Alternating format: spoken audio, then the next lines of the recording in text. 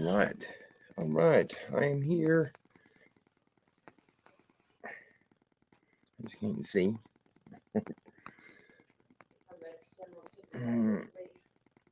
Can you guys hear me? Am I live yet? I gotta get my glasses clean where I can see.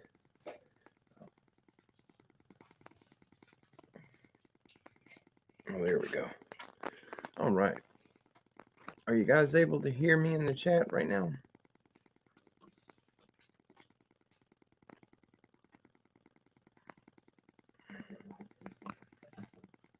I don't want to turn my volume up too loud if you can't.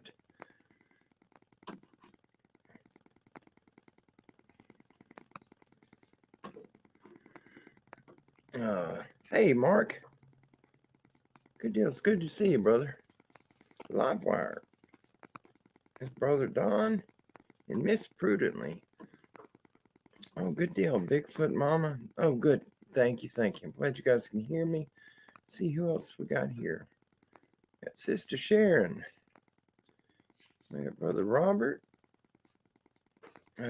Cherokee Roxy. She who remembers. Good deal. I'm going to scroll up a little bit. And there's Gene and Brother Butch. Make sure I ain't going to miss anybody. Oh, there's Jay Cree and Sam. Good deal. Good deal. That is amazing. I'm glad everybody made it. Thank you so much for hopping over here with us. It's been a rough couple of days. We got beat up pretty good by the storm. Good deal. Thank you, Robert. Yeah, I adjusted the microphone a little bit, but I was having problems getting on. The storm knocked out the little box you plug the computer in, the Wi-Fi thing, the router or modem, one of them. But anyway, we're up and going good. I just had to readjust the microphone, make sure I get the volume right. If it's too loud, it'll pick up a lot of buzz and noises. Almost knocked my light over. Good deal. What have I got? I seen where Don had asked about the picture on the thumbnail for this. Yes, that is Roscoe, the goat in the picture with me.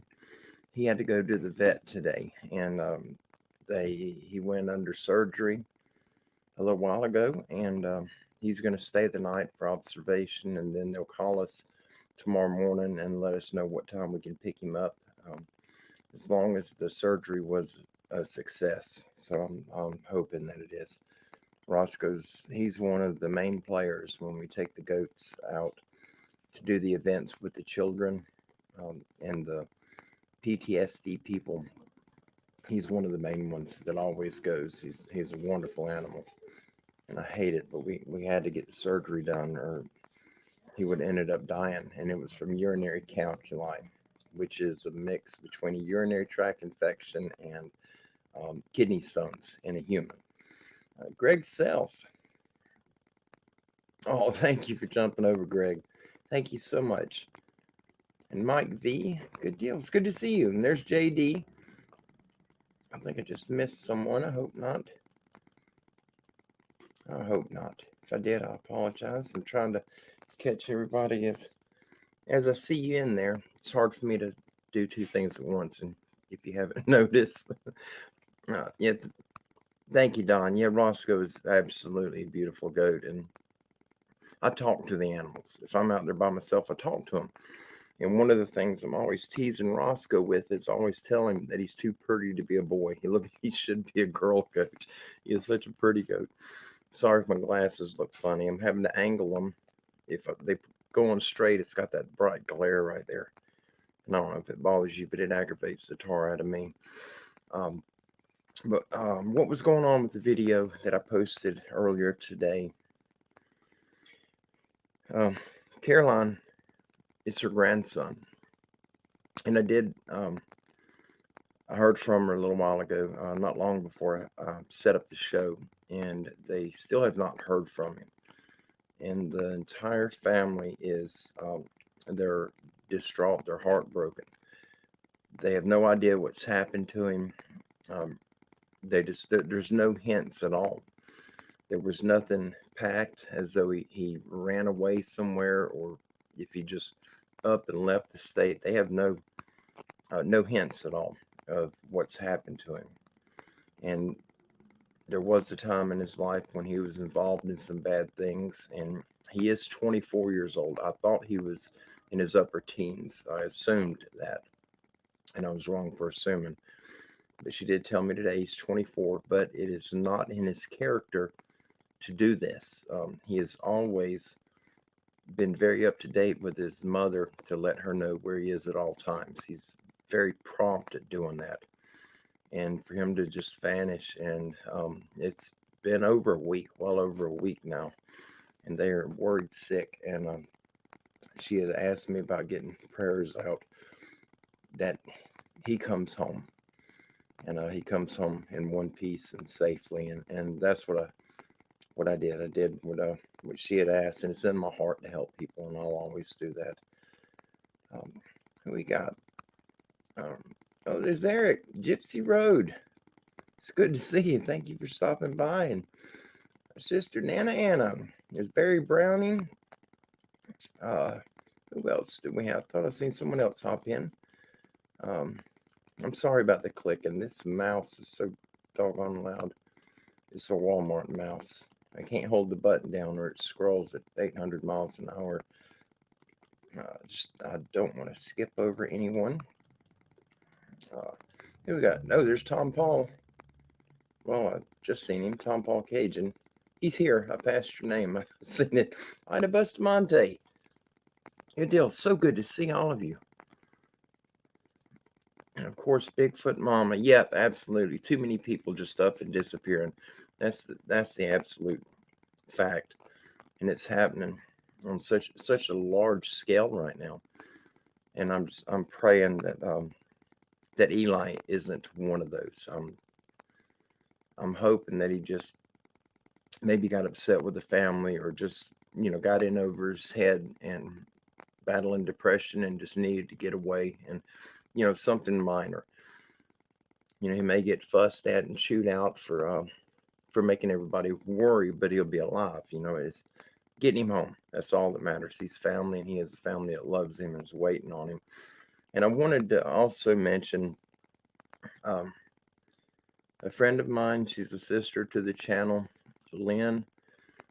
She has gotten bit by an insect of some type, and she got the flesh-eating bacteria, and it's caused a bunch of damage to her hand and her back, and they removed a bunch of tissue from her. She's been in the hospital for a couple of weeks now, if I understood the message right. And so I got a message from her, or from her friend, requesting prayers. So please send prayers out for Lynn, that she gets healed of this, and that bacteria is wiped from her body. Nobody needs to go through that mess. That flesh-eating bacteria is horrible. That's worse than having piranhas on you. And it eats you up far faster than that.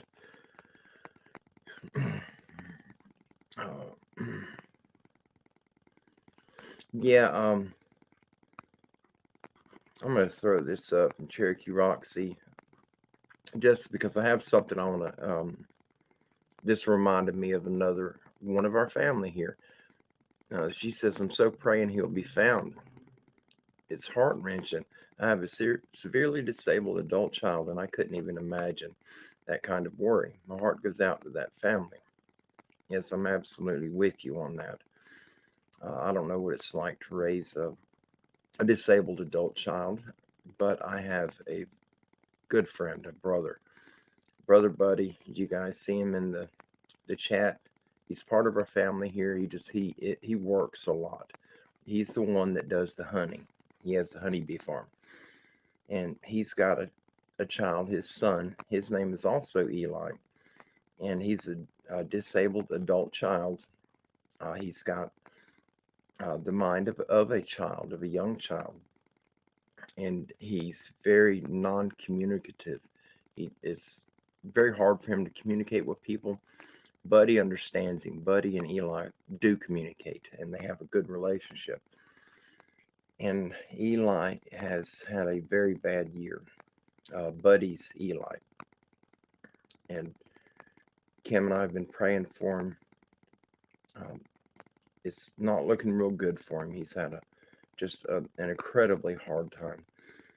So when you guys are sending prayers out for your friends and family and for our family here on the channel, add Buddy's son Eli to your prayer list too, please. And for his mom and dad, Buddy, and his Eli's mother.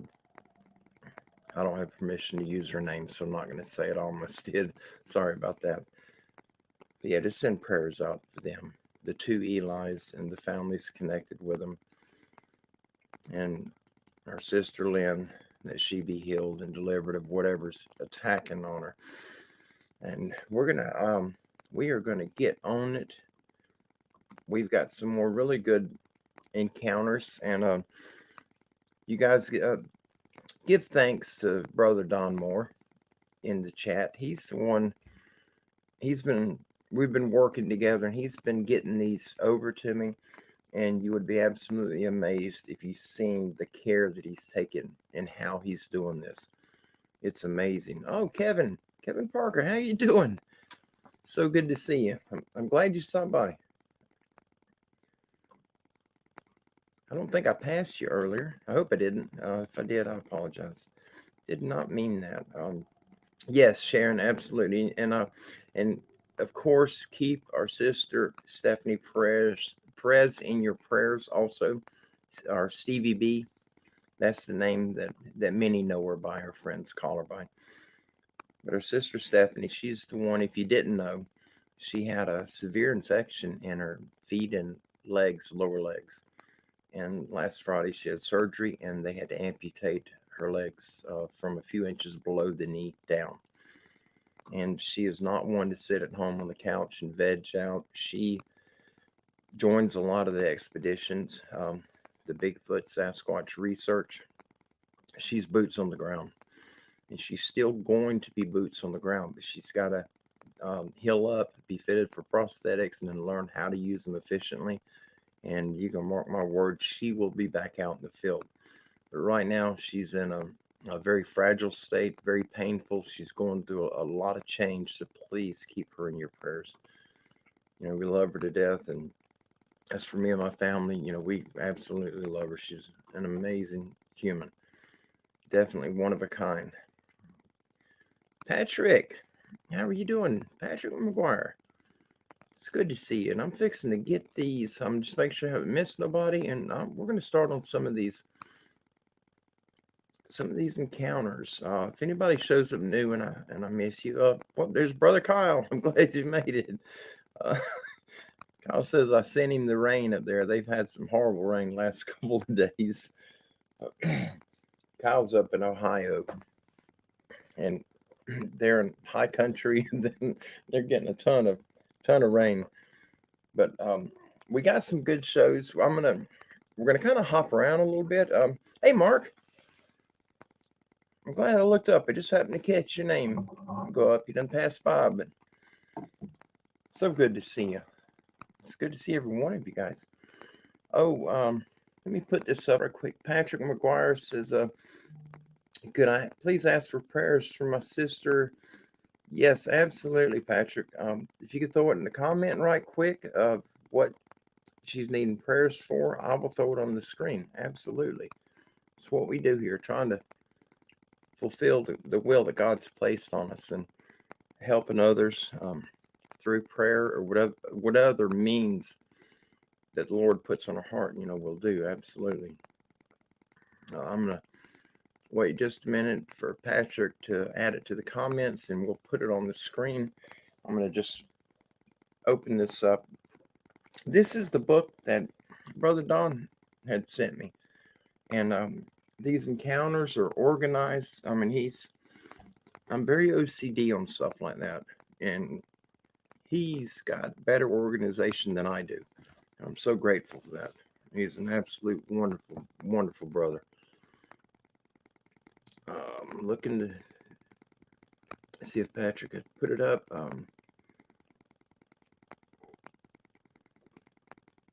Yeah, let me throw this up right quick. Just update people. This is Sharon, and she's referring to Stephanie. I messaged her today, and she was in the wheelchair for about an hour. She is a tough cookie. She is a trooper. Yes, absolutely. I definitely agree. And she will get through it. It's just a change. She's got to learn to adjust to the new change. Oh, here we go. I got it, Patrick. Thank you so much. Patrick McGuire just put this out. And for those of you that are listening and not watching, Patrick's sister, Gladys McGuire, she was healing from an infection and they found her non-responsive, and now she's in ICU. So please, the urgency of the people in these type of situations, we got to get these prayers out. And you don't have to give the details on the person. Our Creator knows exactly who you're referring to. It comes from the heart. He knows. Our heart is His filing cabinet. So please add Gladys to your prayers. Just get her out of that hospital. That is not a good place for anybody to be. I don't care who you are or what you've done. It's not all hospitals are good. Just like not all people are. Yeah, definitely. We'll absolutely be praying for Gladys. Patrick, thank you for letting us know about that so we can get it out. After this show, there's going to be quite a few more people are going to be checking this video out. So the prayers will get widespread and they'll be lasting for a while. But it only takes three or more. Good deal. Yeah. Hey, Cheryl. Seeing where Cheryl hopped in, and yeah, and that's something we've just done out of habit here in our household, and I haven't thought about ever putting this up, but it is something we need to take into consideration. They're halfway around the world, but these are our brothers and sisters.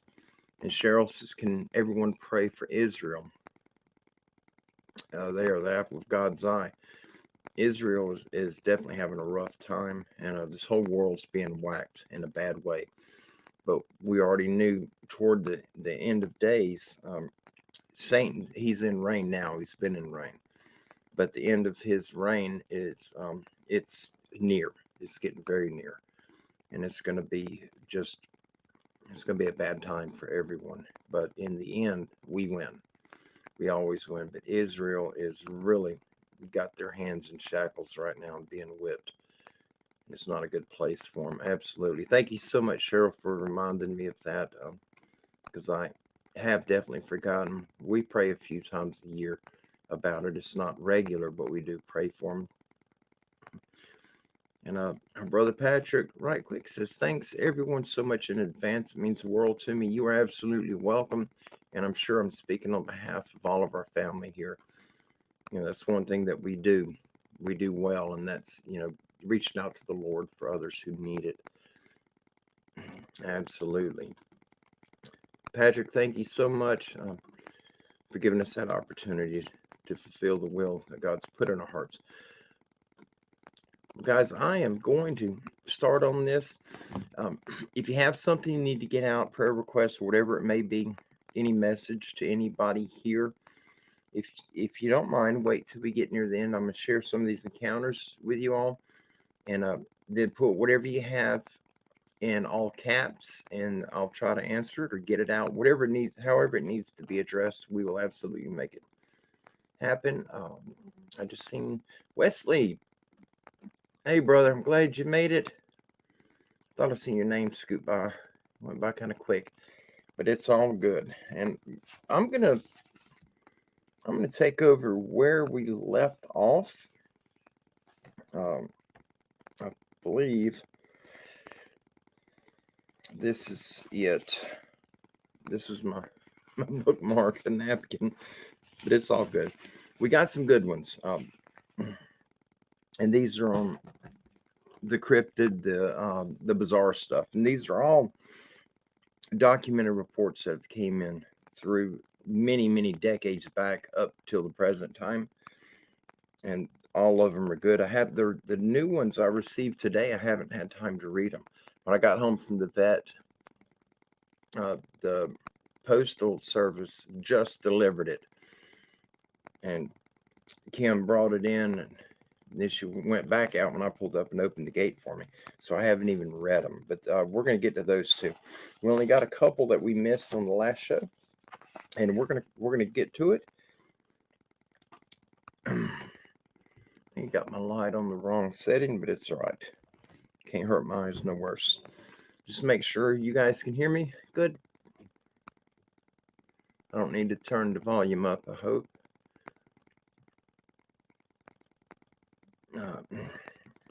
Okay. This one is, the title on it is Native Tales from a Small British Columbia Village, dated 1998. The eyewitnesses, Brent Robinson and 3 other teenagers. The time of events was the night of September 18, 1998. The location, the Kitimat Village, located 15 minutes outside of Kitimat, British Columbia, a native community of about 600 people. And the information source was eyewitness testimony to an investigator. I think my mouth is bleeding again. When I got home, Petey went to love on me, and he scratched the inside of my lip. Got me pretty good. I think it started bleeding again. Just bear with me just for a second. I can taste it.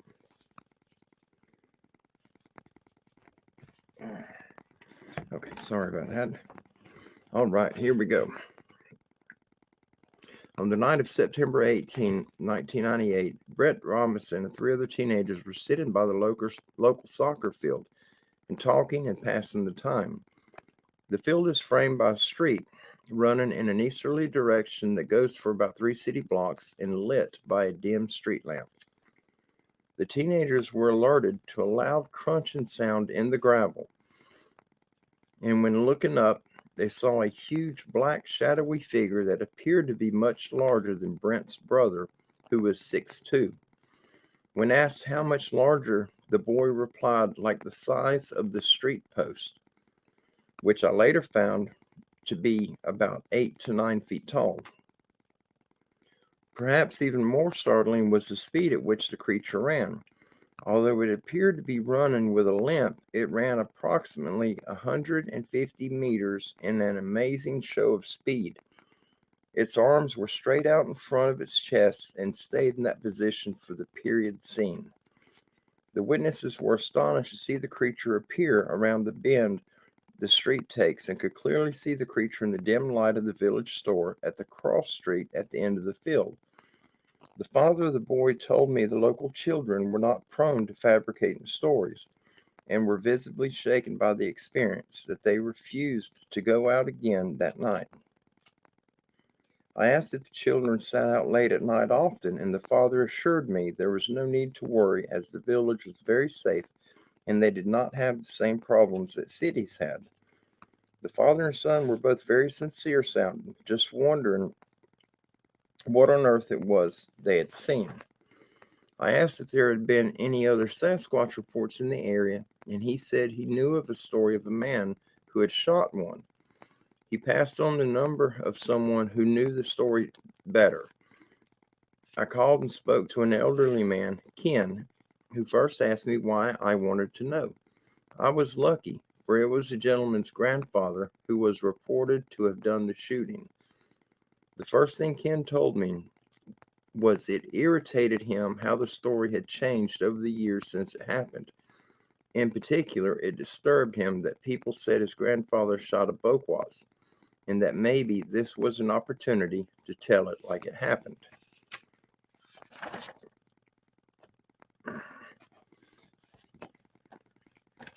All right, and that was a report. I mean, that's an odd ending for that report, but that is the report. That's the whole report. Maybe that his story will come up later. There's going to be a bunch of them, and a lot of these are in different areas. All of these that we're doing right now is British Columbia. I believe this. I'm sorry. The next one is British Columbia. I'm sorry. Okay. All right. Now we're going to the next cryptid, the one that none of us like. This is the Dogman, the werewolf. This is titled "Suspected Dogman Victims in Tennessee." The date of this report was August 5th, 2021. The location was 522 Carnation Way, the last trailer on the dirt road on the right, closest to the woods, Newport, Tennessee, and Coke County. The details: Carnation Way is a dirt spur road off Gemtown Road, which is a paved road. Both victims were found within 700 feet of this last trailer on Carnation Way. The trailer's owner is 69-year-old Charles Owensby. The information sources for this report is local news articles, local TV reporters, and police statements to the public. The timeline of events: March 31st, 2021, 9:30 p.m. 52-year-old Tony Allen Aarons talks one last time to Charles Owensby near Charles's trailer. On April 1st, 2021, at 12:40 a.m., 69-year-old Charles Owensby finds the body of Tony Allen Aarons by his mailbox after talking to him just over 3 hours earlier, and he calls the police. The police arrive and find the body with lacerations on the entire body, partially eaten and missing a left arm. Injuries indicate savage animal attack. Police suspect Charles's aggressive dog, other neighborhood dog packs, or Charles's involvement due to Charles's history of sicking his dog on people before. On July 12, 2021, Steve Mays finds the body of 29-year-old Amber Miller within 700 feet of Charles Owensby's trailer. Propped against a tree, she was calling for help. 3 dogs were licking her wounds. She appeared to be mauled to death, with both arms and left leg nearly being ripped off in countless bites. She was taken to the hospital by Steve Mays. Police conclude the savage animal attacks are from a pack of neighborhood dogs. Amber's mother, Cindy Miller, asked for help and information. A neighborhood warning is given for anyone traveling on Gemtown Road to be wary of wild animals. A research team spent 4 days driving on Gemtown Road and saw no dogs, much less a pack of wild dogs. On July 18, 2021, 29-year-old Amber Miller dies in the hospital after fighting for her life for 6 days due to her injuries from the attack. July 29th, 2021, 69-year-old Charles Owensby of 522 Carnation Way, Newport, Tennessee, is arrested for possession of marijuana and an aggressive dog, suspected of involvement in the animal attacks of the 2 victims. No murder charges were filed and no evidence of wild animals or dog packs were ever found in the area. He was released on a $1,000 bond. DNA evidence from Charles's dog, which included a dead, buried dog on Charles's property, taken into custody, provided no evidence of Charles's dog's involvement in attacks on both victims.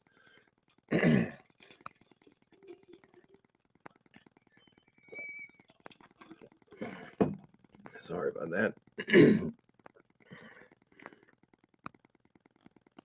The conclusion: both victims were attacked by a dogman or dogmen near Charles Owensby's trailer, due to it being closest to the wood line. It is not clear whether both victims were attacked. Excuse me. It is not clear whether both victims were attacked further away and then dragged closer to the woods to within 700 feet of Charles Owenby's trailer, or whether this spot is where the dog man emerged from the woods and attacked close by Charles's trailer. The police suspect a dog man attack, but must cover it up, and the family wants answers. So 69-year-old Charles Owensby, who has a former drug bust conviction, an aggressive dog, marijuana in his trailer, and a reputation as a jerk, is arrested but is not formally charged. The idea, the idea being, since both victims were found within 700 feet of his trailer and his aggressive dog makes them guilty of involvement. The police had to pin the attacks on someone or someone's dogs and not something so as not to alarm the public. The 4-day search for an aggressive dog or dog packs along Gemtown Road, which yielded nothing, along with DNA from Charles Owenby's dogs, which led to nothing, prove a dogman was the culprit. Watch for possible further victims in this area. Wow. That is not a very good area to be in. What do you guys think about that? I heard of one not too far. I believe it was Virginia, just a few years back, and there were tales of it being dogmen, but some kids actually seen the creature. And I've tried to find that report, and I don't know the names of anybody. I don't even remember the name of the city or town it happened in. But that was another one. And then I've heard other people talking about other attacks, and there are being witnesses that witnessed a werewolf or dogman creature. It's funny how they push that stuff under the rug. I know them things exist. I don't know anybody personally that's ever been attacked, but it's a predator, and they're meat eaters. We are not predators by nature. We're not built for it. Technology gives us the ability to be predators with firearms and knives and all this other stuff.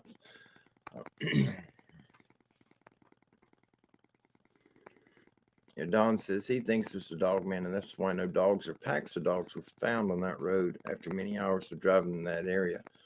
Yeah, I believe so too, Don. I'm definitely in agreement with you. I cannot clear my throat for some reason. All right, now we're getting into British Columbia encounters.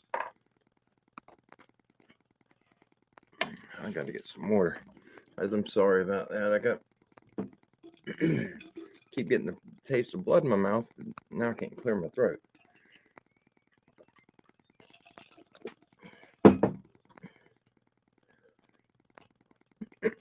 Oh, gee whiz. All right, we're going to move on to the next one. And this is titled Yale, British Columbia, Canada, Encounter and Capture of Jacko in 1884. The location is Yale, British Columbia in Canada, 20 miles north of Yale, near Railroad Tunnel Number 4. The newspaper sources are the Daily Colonist of Victoria, British Columbia, on July 4th, 1884, and The Guardian from mainland British Columbia on July 9th, 1884, and the British Columbian, July 11th, 1884. What is it? A strange creature captured above Yale, a British Columbia gorilla. Oh, pardon me. Oh, I'm so sorry about that. Clearing my throat. In Yale, British Columbia, July 23rd. In the immediate vicinity of Number 4 Tunnel, situated some 20 miles above this village, are bluffs of rock which have hitherto been unsurmountable, but on Monday morning last were successfully scaled by Mr. Oderdonk's employee on the regular train from Lytton. Assisted by Mr. Costardon, the British Columbia Express Company's messenger, and a number of gentlemen from Lytton and points east of that place, who, after considerable trouble and perilous climbing, succeeded in capturing a creature which may truly be called half man and half beast. Jacko, as the creature has been called by his captors, is something of the gorilla type, standing about 4 feet 7 inches in height and weighing 127 pounds. He has long, black, strong hair and resembles a human being with one exception. His entire body, excepting his hands or paws and feet, are covered with glossy hair about 1 inch long. His forearm is much longer than a man's forearm, and he possesses extraordinary strength, as he will take hold of a stick and break it by wrenching or twisting it, which no man living could break in the same way. Since his capture, he is very reticent, only occasionally uttering a noise which is half bark and half growl. He is, however, becoming daily more attached to his keeper, Mr. George Tilbury, of this place, who proposes shortly starting for London, England, to exhibit him. His favorite food so far is berries, and he drinks fresh milk with evident relish. By advice of Dr. Hannington, raw meats have been withheld from Jacko, as the doctor thinks it would have a tendency to make him savage. The mode of capture was as follows. Ned Austin, the engineer, on coming in sight of the bluff of the eastern end of number 4 tunnel, saw what he supposed to be a man lying asleep in close proximity to the track, and as quick as thought blew the signal to apply the brakes. The brakes were instantly applied, and in a few seconds the train was brought to a standstill. At this moment the supposed man sprang up, and uttering a sharp, quick bark, began to climb the steep bluff. Conductor R.J. Craig and express messenger Costerton, followed by the baggageman and brakesman, jumped from the train, and knowing they were some 20 minutes ahead of time, immediately gave chase. After 5 minutes of perilous climbing, and then the supposed demented Indian was corralled on a projecting shelf of rock where he could neither ascend or descend. The query now was how to capture him alive, which was quickly decided by Mr. Craig, who crawled on his hands and knees until he was 40 feet above the creature. Taking a small piece of loose rock, he let it fall, and it had the desired effect of rendering poor Jacko incapable of resistance for a time at least. The bell rope was then brought up, and Jacko was now lowered to terra firma. After firmly binding him and placing him in the baggage car, off brakes was sounded, and the train started for Yale. At the station, a large crowd who had heard of the capture by telephone from Spuzzum Flat were assembled, each one anxious to have a first look at the monstrosity. But they were disappointed, as Jacko had been taken off at the machine shops and placed in charge of his present keeper. The question naturally arises, how came the creature where it was first seen by Mr. Austin? From bruises about its head and body and apparent soreness since its capture, it is supposed that Jacko ventured too near the edge of the bluff, slipped, fell, and lay where found until the sound of the rushing train aroused him. Mr. Thomas White and Mr. Guion, C.E., as well as Mr. Mayer, who kept a small store about a half-mile west of the tunnel during the past 2 years, have mentioned having seen a curious creature between camps 13 and 17, but no attention was paid to their remarks, as people came to the conclusion that they had either seen a bear or stray Indian dog. Who can unravel the mystery that now surrounds Jacko? Does he belong to a species hitherto unknown in this part of the continent? Or is he really what the trainmen first thought he was, a crazy Indian?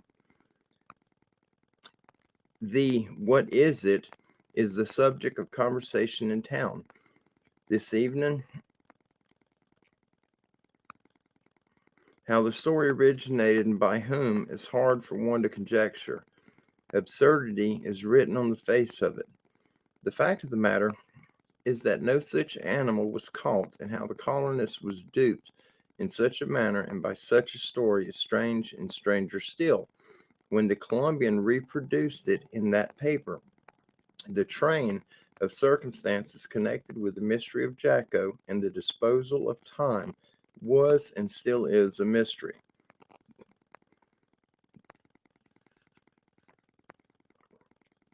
The wild man, last Tuesday, it was reported that the wild man, said to have been captured in Yale, had been sent to this city and might be seen at the gaol.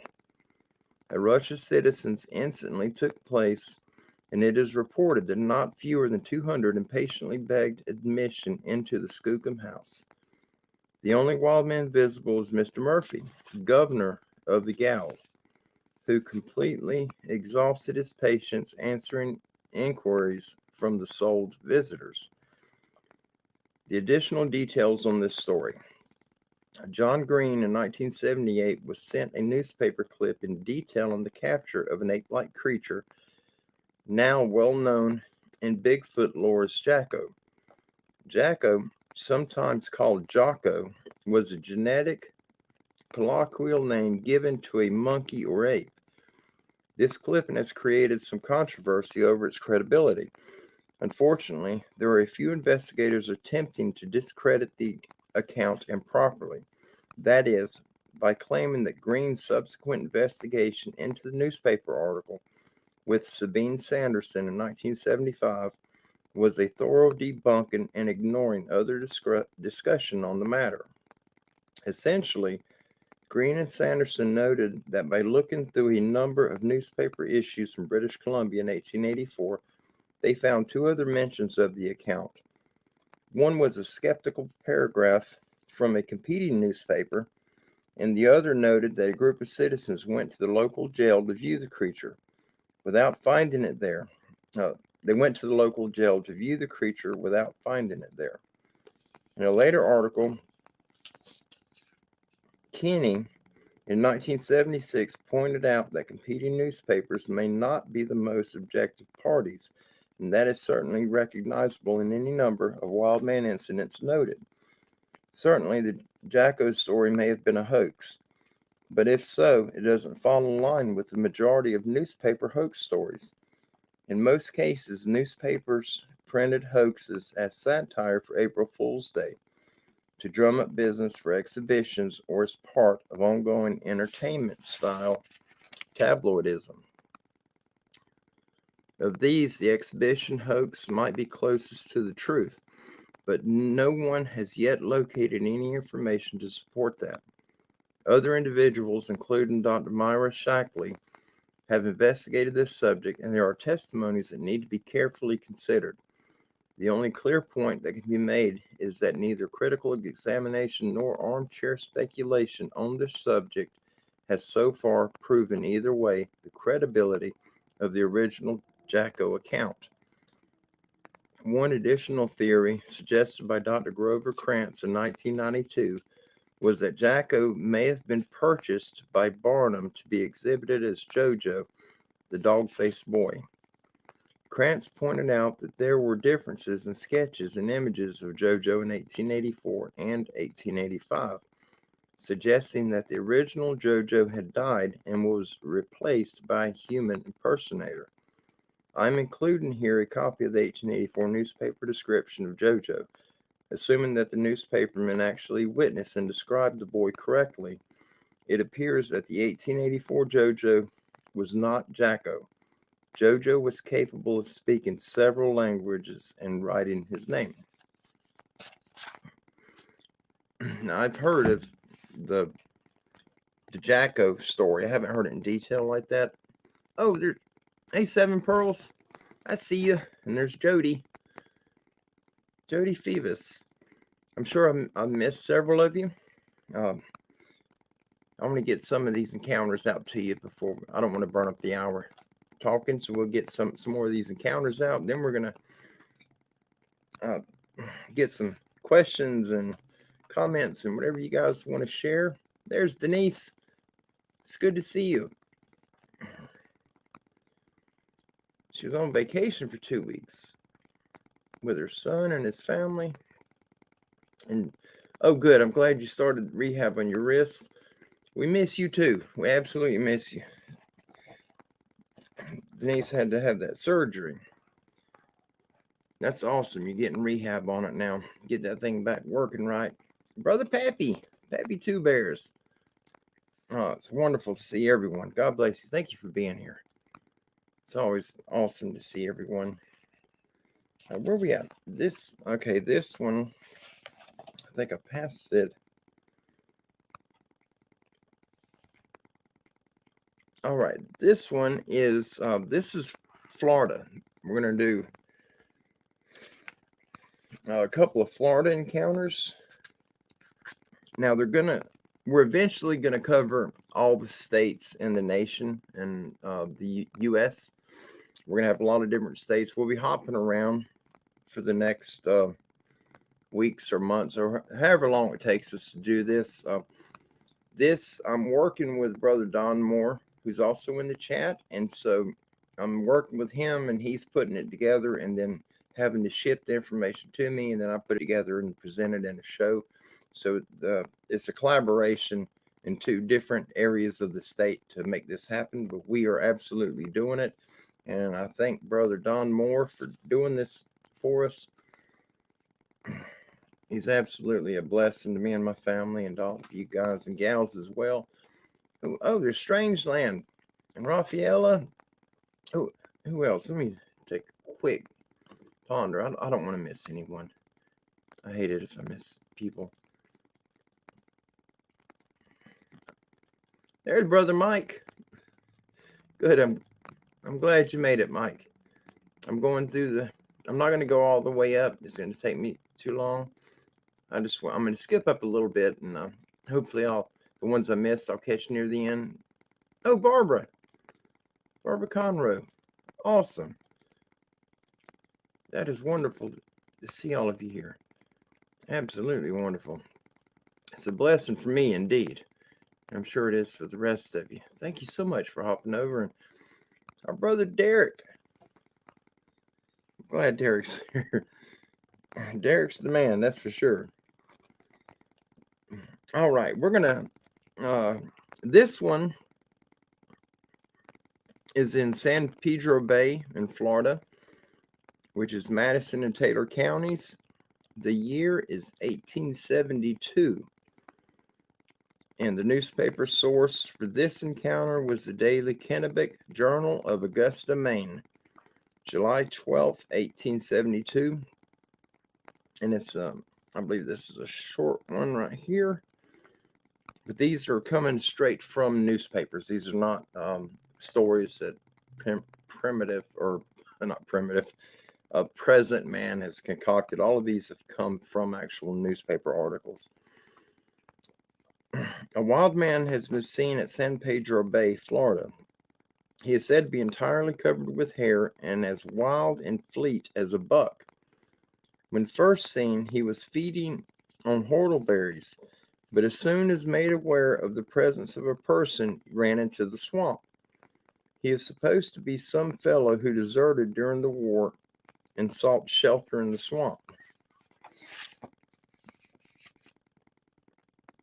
I don't see that happening.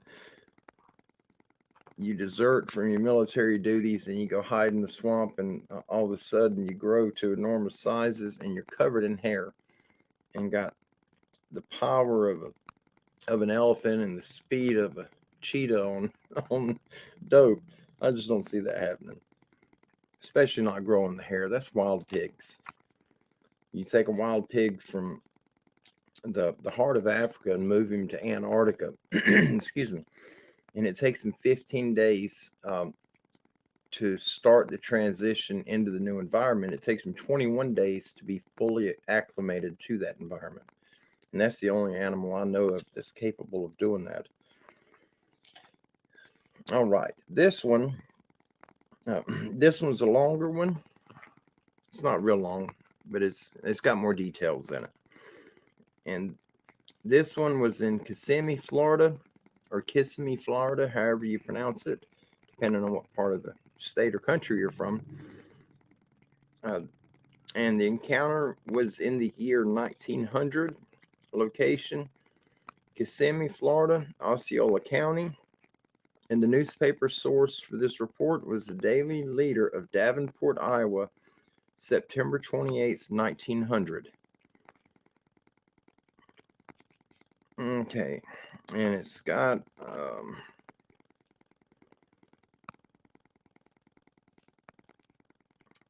I think these are titles of separate parts of this.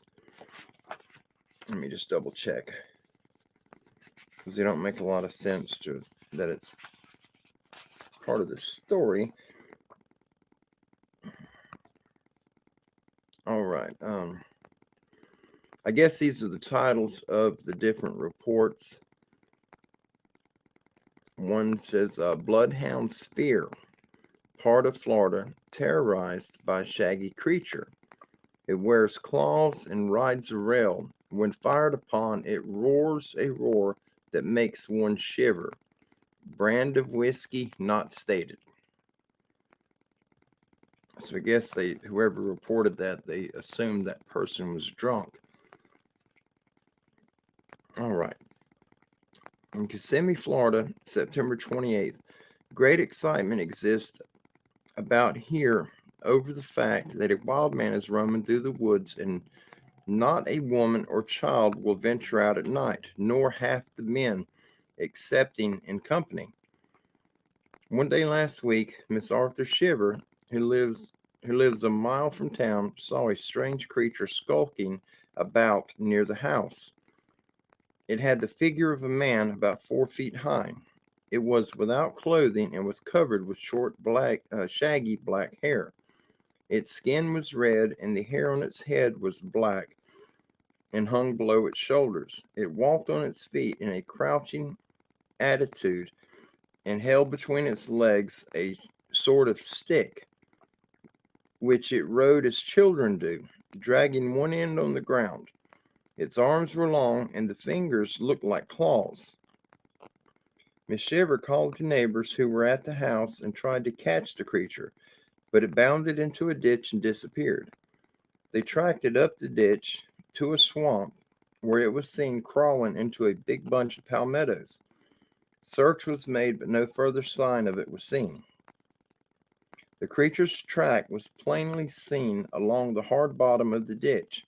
It was about 6 inches long, with a deep imprint of the ball of the foot and a claw mark showing that the nail of the big toe was an inch long at least. The other toes protruded and left imprints like sharp claws. All the way up the ditch as the trail was the trail of a stick or something clearly marked in the hard sand. 3 bloodhounds were put on the trail. 2 of them paid no attention to it, but one, an old hunting hound, bristled up, showing acute symptoms of fear, and refused to follow.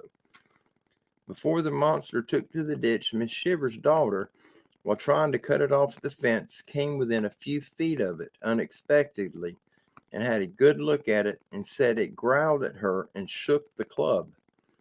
The general opinion is that it must be a wild Indian. At the time it was seen, there was a party of 15 Indians at Lakeview, not far off, but it is not supposed that the wild creature has any connections with this party.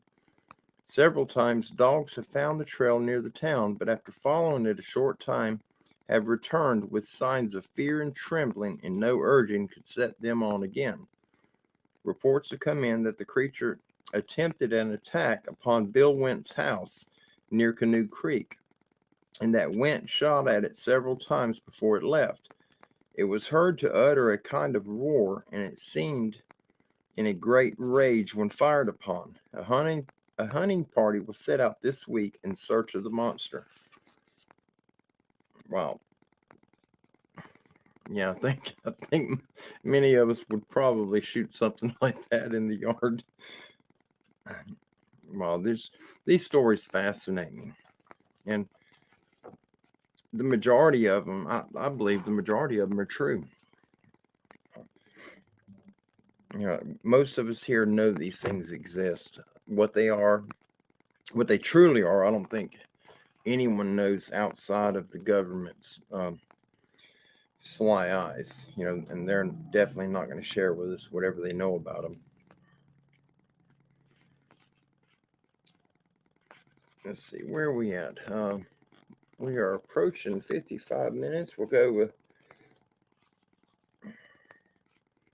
trying to see, I guess it'd do better if I turn my head sideways. I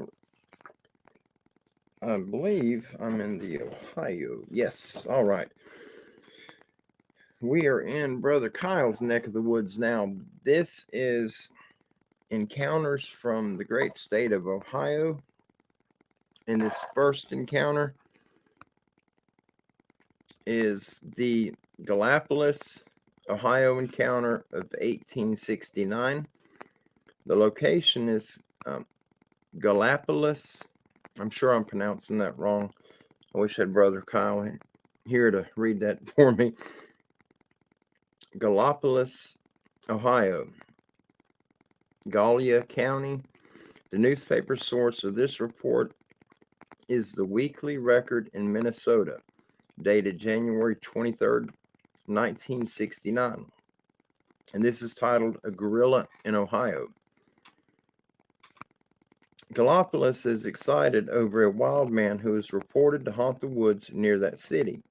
He goes naked, is covered with hair, is gigantic in height, and his eyes start from their sockets. A carriage containing a man and a daughter was attacked by him a few days ago. He is said to have bounded at the father, catching him in a grip like that of a vice, hurling him to the earth, falling on him, and endeavoring to bite and scratch like a wild animal. The struggle was long and fearful, rolling and wallowing in the deep mud.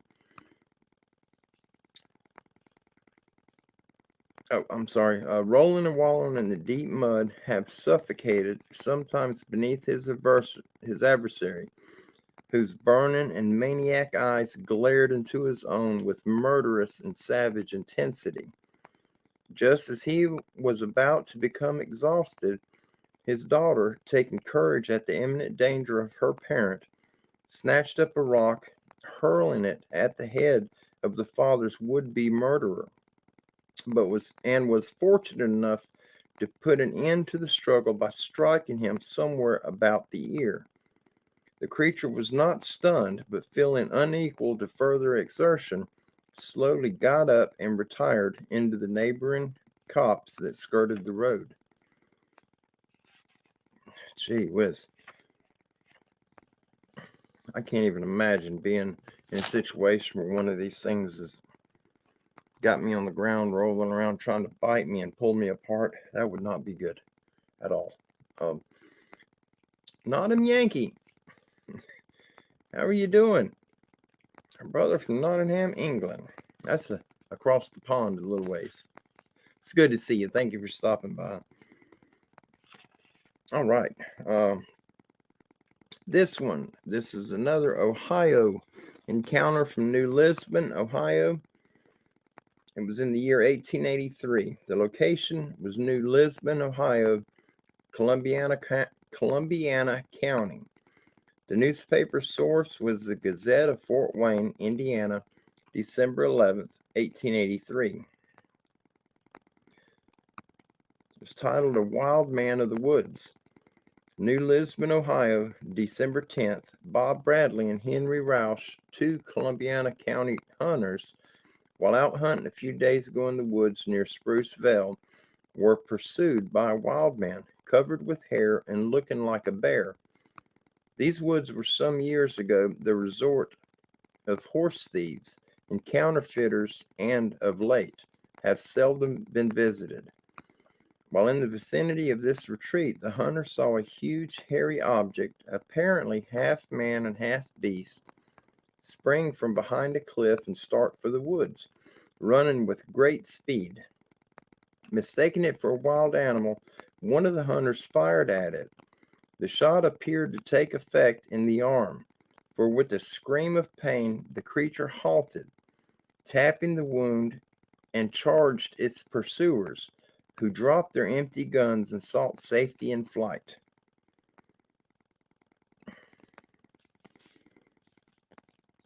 I guess they got away from it.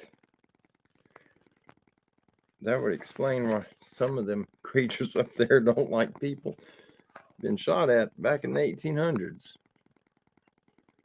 Well, I don't know. I was armed when I had all of my encounters, but the only one that I thought I was in danger was one that was right there 1.5 feet away from me, and I was so scared I was too afraid to pull the trigger. I knew that bullet wouldn't have done nothing to him but angered him. And I'm glad I didn't. If I would have shot him, I don't believe I'd be here right now. And that's just the honest truth. These creatures there's so much mass to them. It's hard to imagine a rifle round that would actually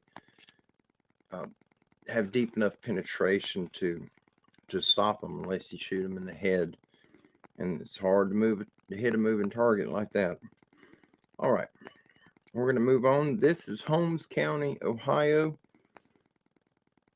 Dated 1886. The location is Big Spring, Holmes County, Ohio. The newspaper source for this encounter is the Progress of Indiana, Pennsylvania, November 25th, 1886. The Wild Man of Ohio, a curious creature seen among the hills of Holmes County.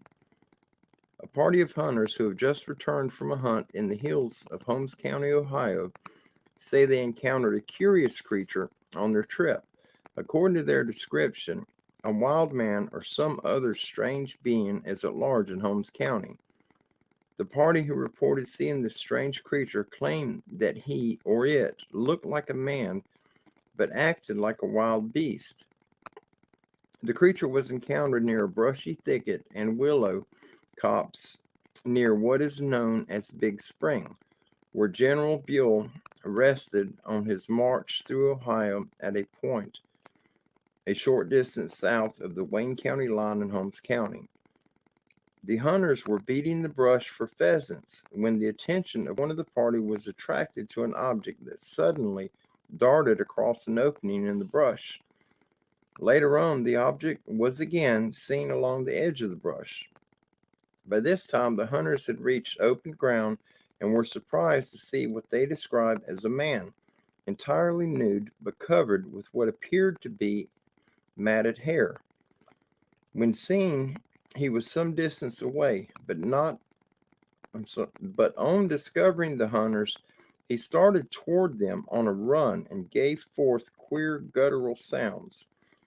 On seeing the strange being moving toward them, the party of hunters, which included 4 persons, all armed with shotguns, broke and ran.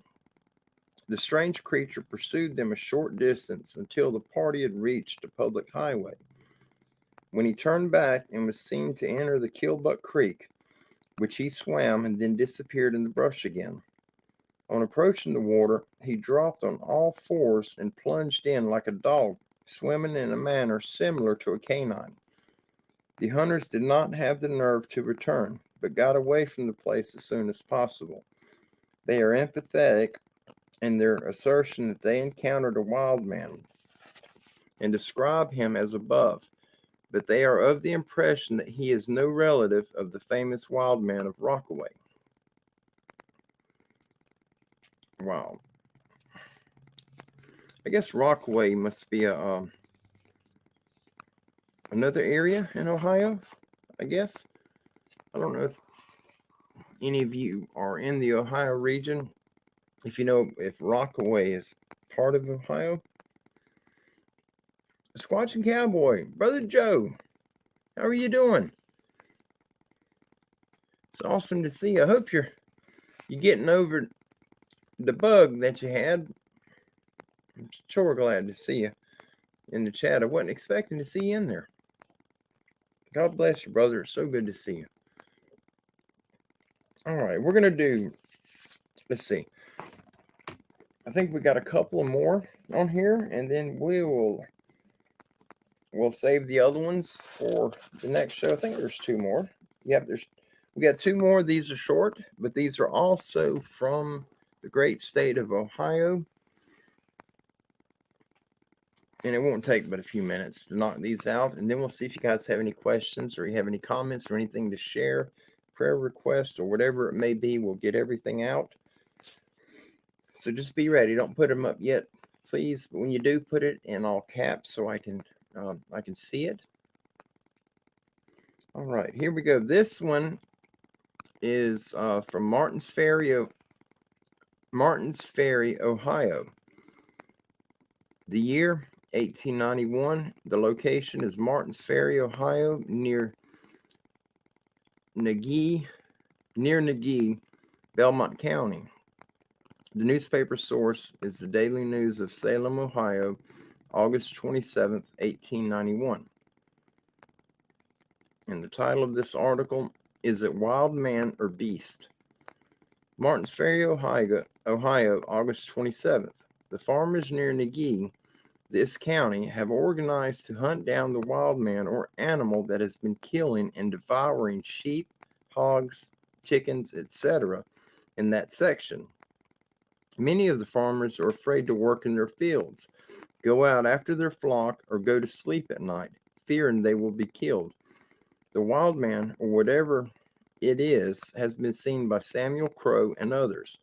Crow says it is covered with dark reddish hair, has large ears, small eyes, teeth like those of a wild boar, huge mouth and paws, measures about 5 feet in height, and weighs fully 200 pounds. It is said that the animal walks and runs as well on 2 as 4 legs. He can climb a tree or hill quickly and is seen only in the morning and evening. Farmers and their families in the vicinity are very much frightened. That almost sounds like one of the dogmen, the werewolf creatures. You know, we've been very fortunate. We've never had any of our goats or the sheep attacked. The only problem we had was the chickens, the birds, and they just about wiped us out. I've had the game wardens, we contacted them when it first started happening, and they said that it was a coyote, a fox, or a bear. And I tried to get them to come out and look at our chicken coop because it's completely sealed. The only way to get into it is you have to unlock the deadbolt on the door and then open the door, but you have to lift up on the door, which is a very heavy door, to get the lock because it's jammed. You got to lift up on it and then unlock it. And whatever was getting into it was unlocking the door, going in, helping itself. And they were taking, 8 to 10 birds at a time. But we never caught him. But it eventually stopped. Frogman, it's good to see you. Good deal. I love seeing that name. Frogman. All right. And this will be the last one we do tonight. This encounter, the location was Rome, Ohio, which is Adams County. Year 1897. And the newspaper source for this article was the Daily Advocate of Newark, Ohio, on June 7th, 1897. And it's titled, Wild Man Seen Again. He wears nothing but hair, which is long and curly. The wild man who created so much terror among the inhabitants near Rome, Ohio, several weeks ago by his strange actions, has been seen again. Charles Lukens and Bob Forner, while cutting timber a few miles from Rome, claimed they encountered a wild man, and after a severe struggle, say they were able to drive the gorilla-like object into his opposed supposed retreat among the cliffs. They described the terror as being about 6 feet tall and is only covering, apparently, a mat of long curly hair. From their description of the supposed wild man, he is undoubtedly the same seen a number of times several weeks ago. Women and children are now thoroughly frightened than ever and are afraid to venture from their homes, lest they meet the wild creature. A posse of determined men will scour the country now until the terror is located and captured or killed. And this was by the Plain Dealer of Cleveland. Wow. That is, it's not surprising, but it's bizarre how many of those type sightings happen up in Ohio, in that region, that part of the country. A lot of the encounters people have with these creatures usually has to do with the farms and them charging hunters up there. And it happens a lot. And I've heard a lot of people, Wes Germer was one of them, had mentioned how Florida was known for the aggressive ones. And I've only had one aggressive encounter. I've had quite a few encounters fairly close to our home, within 45 minutes drive, almost all of them.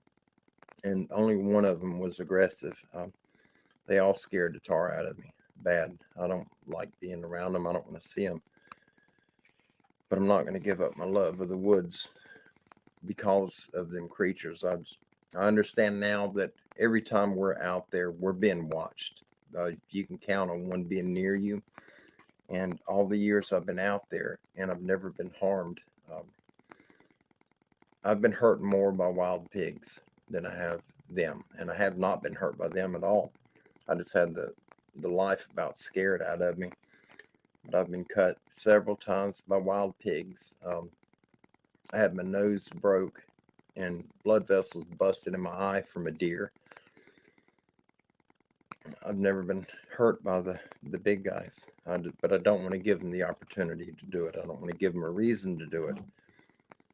So I'm not going to aim a gun at one or shoot one unless, it comes down to it. What did y'all think about that? Those are all really old encounters, and I don't know. I love to hear about all the different encounters, but I'm particularly fond of the old ones.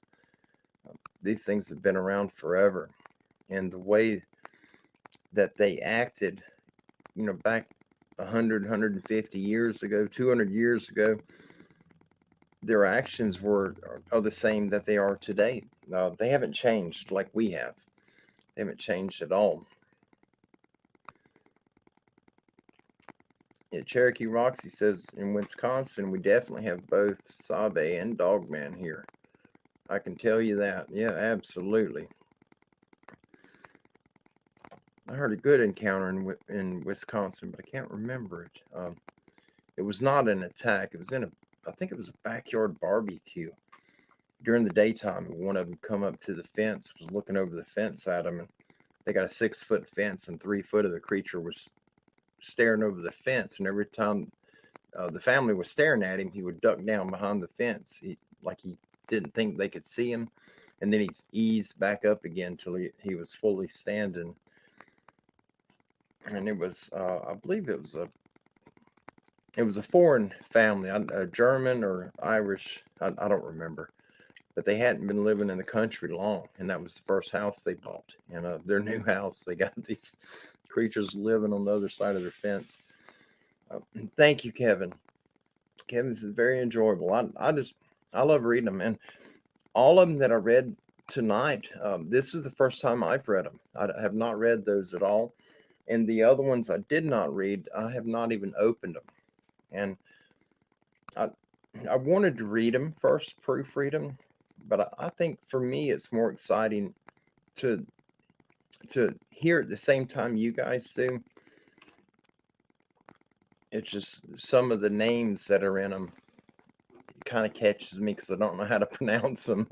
And I know we got a lot of family here that's from some of these areas, and they know the areas and know the true pronunciation, and I am butchering the names, and I apologize for that. But I don't talk good anyway. Well, do y'all have anything that you'd like to share with everyone here? Or do you have any questions for me or for anybody in the chat? Anything you need to get out? If you'll put them in all caps, we'll definitely put them up.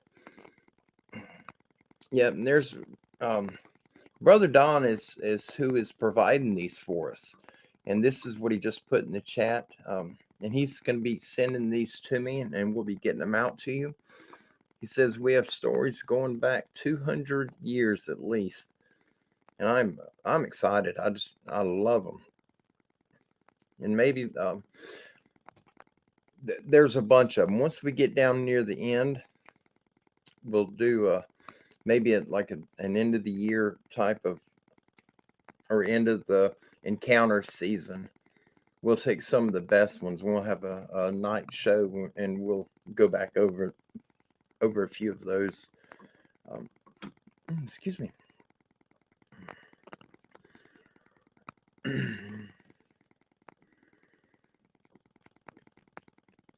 Oh, good.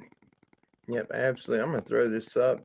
Cherokee Roxy had just put up there. Maybe we'll get have her share hers with us. She says, one day I'll email my story of the Sabe. I was maybe 14 around there. Now I'm 50. So it's been a while, but I can still see it and feel it to this day. You have an encounter and it's forever with you. Yes, absolutely. That was the hardest part when I had that encounter in Mariana. And I still have dreams about that encounter to date. And if I have a dream about it, I don't have many anymore like I used to. But the dream is so real when I wake up, because it wakes me up every time. I'm so puzzled. It feels as though the encounter had just happened, and I'm waking from a shock from where I just went through it again. But you never forget it. They're glued on you. Brother Butch, thank you so much. He says, great stories, Donnie. Yeah, those all the thanks for these stories go to our brother Don Moore, he's in the chat with us tonight.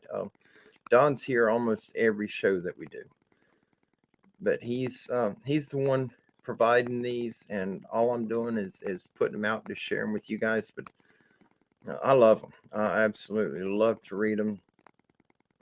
Some of the encounters I've had people send to me, there's several that they did not allow me to share them. They didn't want them shared. And some of them, just a few, maybe 3 of them, were just amazing. The stories were unbelievable. They could publish books with stories like that, and they would not allow me to share them. And I hate it, but you can't go against people's wishes. When you do that, you mess yourself up. You put a bad name on yourself, but then you lose the trust people have in you is gone, and you've completely destroyed yourself. And I'm not about to do that. People have the reason for not sharing them, and I honor that. I just inside, I really wish that they share them. We can protect who they are. We can keep them anonymous, and the state even, whatever's required to protect them, we'll absolutely do that. I'm sorry, Kevin. I just seen your comment there. So I'm sorry, brother. He says, do you go armed when you go filming on the lease? Yes, I am always armed. If I am dressed, I'm armed. When I'm at home, I'm armed right now as we're sitting here. And I'm always armed. And around the house, it's not for the big guys, because we don't really have a problem. They scare me. They make noise, and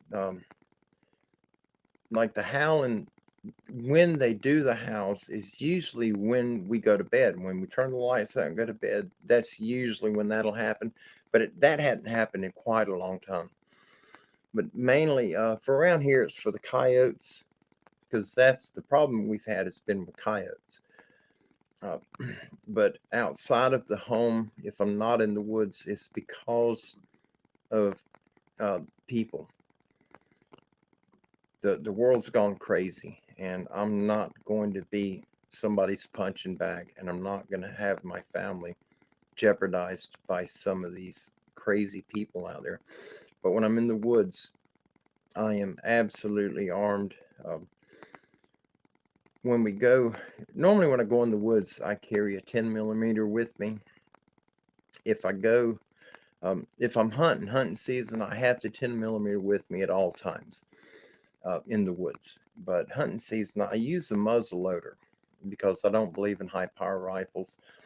That your game animal, whatever you're after for food, they don't have a chance against a high power rifle. They could be 500 yards from you. They can't hear you. They can't see you. They can't smell you. And they don't stand a chance. And it's not fair for them. And so I use a muzzle loader. The ideal shot for me where I'm comfortable taking it is the 30 to 50 yard mark. And that's kind of where I stay. But I have to get right up on them. I got to get really close to make the shot. The muzzleloader is capable of far over that, but I'm not capable of over that. And so I use the muzzleloader for my game, and the sidearm is in case I have a problem with the big guys or a wild hog gets after me. But yes, I'm always armed. I didn't mean to get on a quiet rant over that. I tend to over explain things. I'm sorry about that. Oh, I just seen. Oh, Gene, I just seen where you were telling John you were in Upper Michigan. I did not know you were in Michigan. For some reason, I thought Gene was in Kentucky. Gee whiz, I'm sorry about that.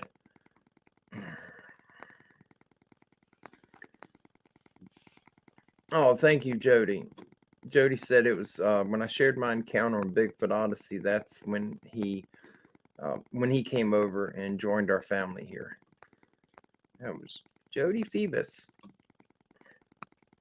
And I can of all the names that show up in the chat, for some reason, every time I see that name in the chat, it's I pick it out. I can glance and I immediately know. If for some reason that name just the way it looks, I guess with my eyes being bad, I can read it very clearly. Let's see where. I don't want to miss anyone. I'm trying to go through the comments. Cherokee Roxy said she will try soon. It is no rush when you're sharing stuff like that. It is hard. It took me a long time before I finally would do it. If you're not ready to do it, don't let nobody push you into doing it. You know, that's between you and your creator and your mind. You got to deal with the after effects. If it causes any, just don't mess yourself up. Don't rush to do it.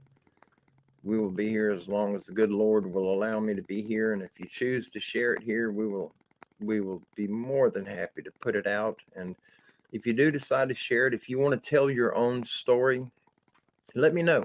I will absolutely bring you on one of the shows and you can do it.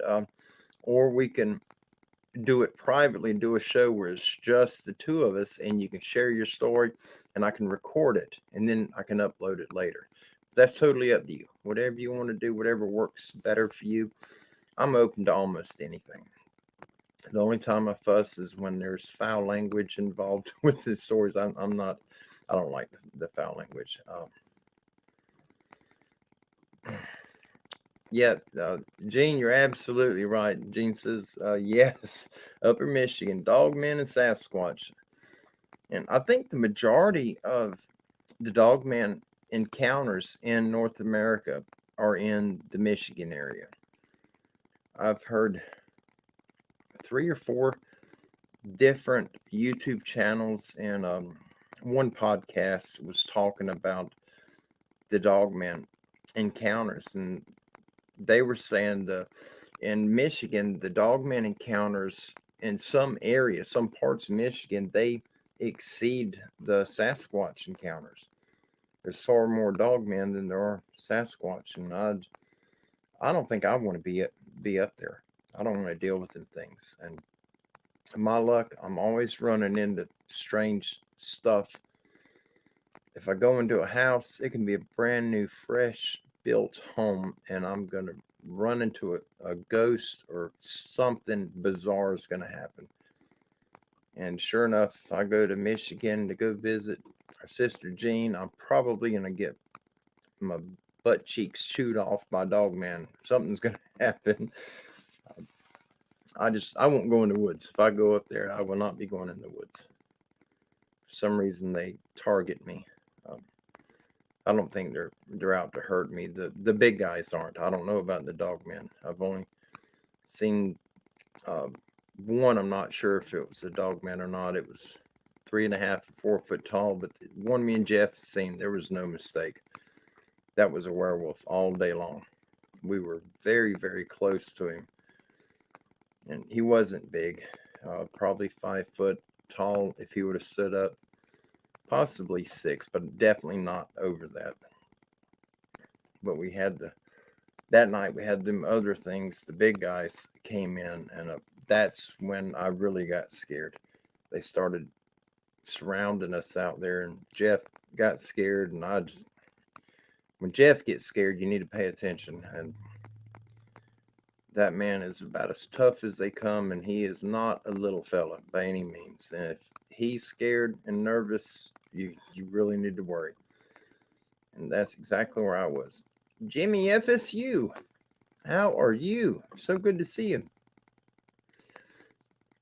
You may have to, if you're just getting here, Jimmy, you may want to, if you're into the encounters, we did quite a few of them tonight. So you may want, if you want to listen to them after the show, you can hit the playback on them. But that they were newspaper articles, and a lot of them were from the late 1800s, and I think we had a few of them from the early 1800s. But really good articles, really good. And our brother Don Moore, who's in the chat now, is who sent them in to me, and he's sending a lot of other ones will be coming, and it's going to take a while to do it. There's costs associated with sending them properly to where they don't get damaged, and our brother Don is very on the point when he mails a package off. It is very well packaged, very well protected, and he's on the ball. And I wish I had it together as well as he does. But the package that came today, that was the one that the first two, the dogman encounters that we did, those were from the last show. Those were the ones that we did not get to. But the rest of the encounters tonight were the ones that I received today from him. And he's putting some more together. We considered doing it state by state, starting with A and working our way to Z, just going through all the states in alphabetical order. But the more that we discussed it, we have, there's some people, especially the people that don't believe in the existence of these creatures, they're not going to be concerned with any other encounter except for what happens in their state. And the more information we get out, it doesn't matter if they don't believe or not, but if you plant that seed in their mind, when they get out in the woods by themselves and they start hearing something they don't recognize, just maybe they'll take into consideration it could be one of these creatures and get back out to safety.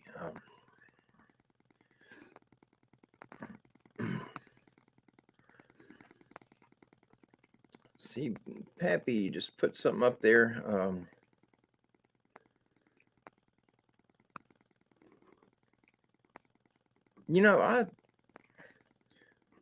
I wish I remember someone else had said something similar. They didn't word it as detailed as what our brother Pappy did right here, but he's talking about the a lot of us, anytime we go in the woods, for some reason, these beings, these creatures are drawn to us. And I absolutely believe that that happens to me. I've had more encounters than I care to even try to count. And what Pappy said is those that shine the light from within draw the attention of the other entities out there, and they will be attracted to you, if no more than to keep an eye on you and sometimes cause mischief. And I have dealt with the mischief.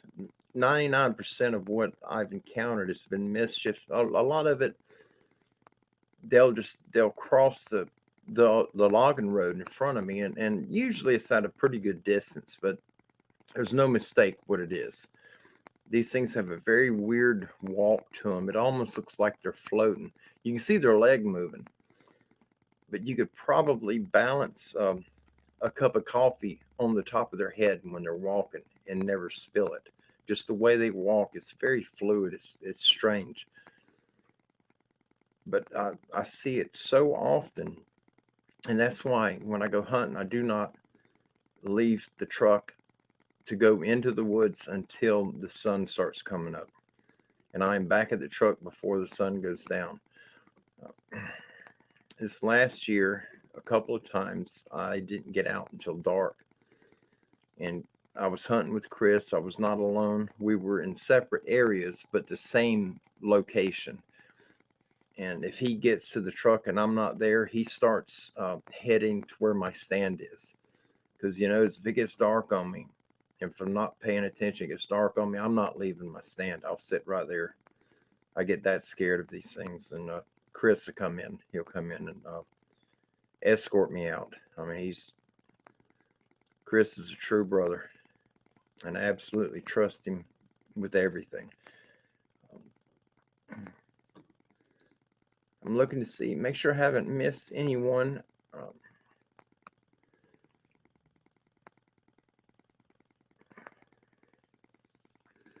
I'm going back through the comments, see if I have missed anyone. I hope I have not.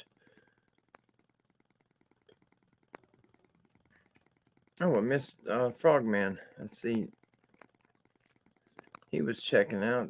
Well, shoot. Thought I noticed it. I told him good night. Well, good night to you, Frogman. I'm sure you're already gone, but glad you came by. Absolutely.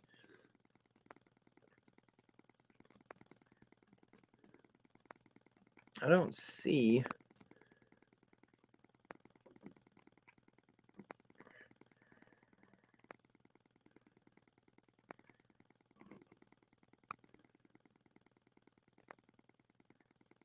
I'm going to put this up. What Jody had just stated. I did not I did not see the beginning of this conversation he was having. But he says, I've never heard of dogmen until I joined. Werewolves, yes, but there are two different things. I was under the impression they were the same creature. So this is new to me. I did not know. What is the difference between the dogman and the werewolf? Jody, do you know what that is? I don't. I thought they were the same creature. I hope there's not two different ones out there. Maybe they're not both here. I know we got one of them here. Maybe the other one isn't. Oh, Pappy with the storm. Oh, there's Kelly. Hey, Kelly. Right above the comment, I was just looking at it, Pappy. I'm sorry. It's good to see you, Kelly. Thank you so much for hopping over with us. Yeah, Pappy, we got hit. This storm was, I think it was a Cat 1 hurricane at landfall. I've been through, I think, 7 hurricanes that I was actually in the storm.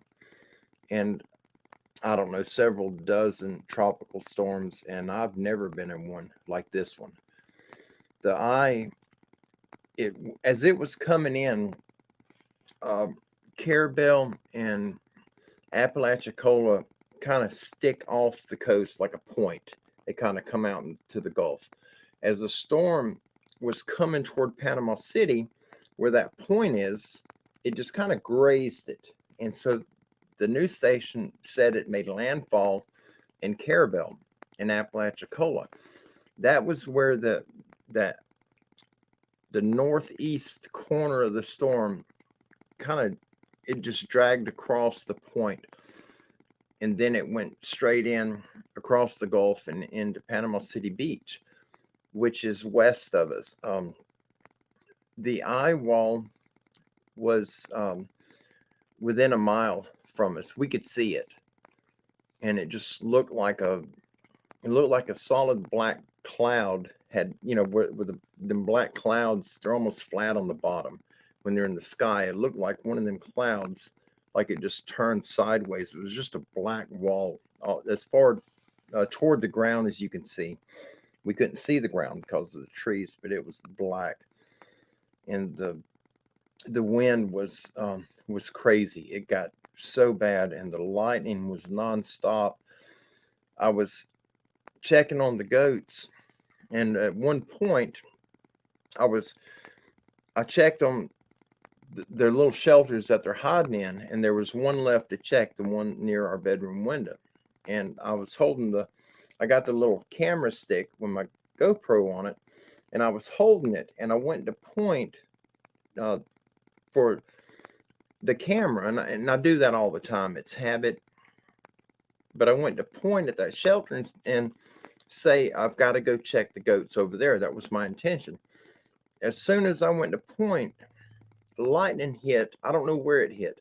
It was extremely close to me. It was a flash, and then I heard a pop like a 22 rifle, it wasn't loud, but it was a pop and then the boom.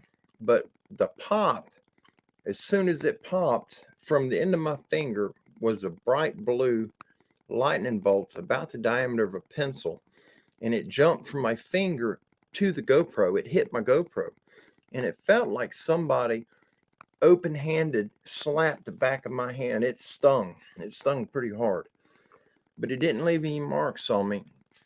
I've been hit by lightning one time. Me and my daughter Kirsten did at the same time, and it knocked me out. We had to have the paramedics came up and got us, and it was a wreck.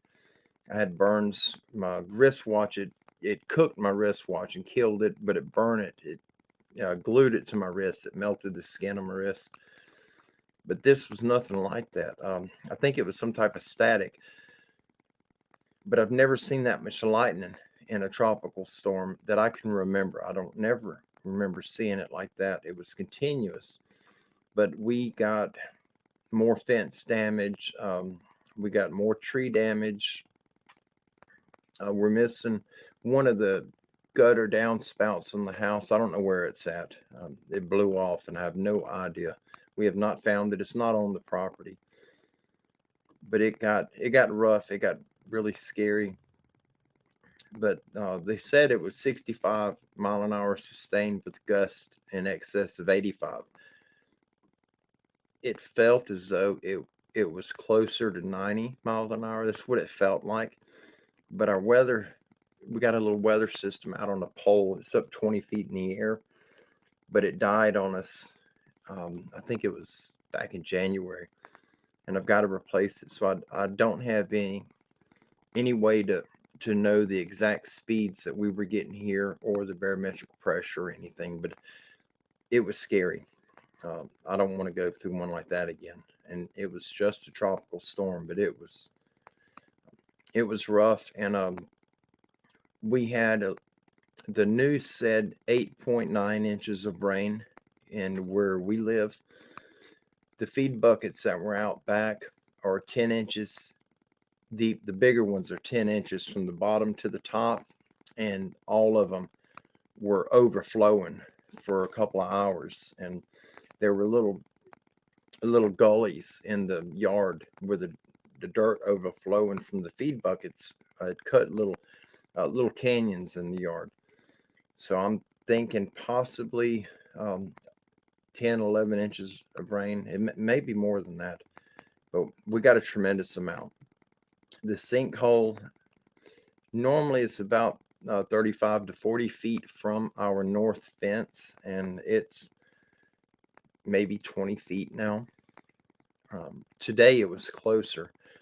It's just continuously getting deeper. The water level's getting higher and higher, and it rains every day now, but it only rained for maybe an hour, maybe a half an inch of rain is all we got. But the sinkhole has come up probably 1.5 feet in water depth.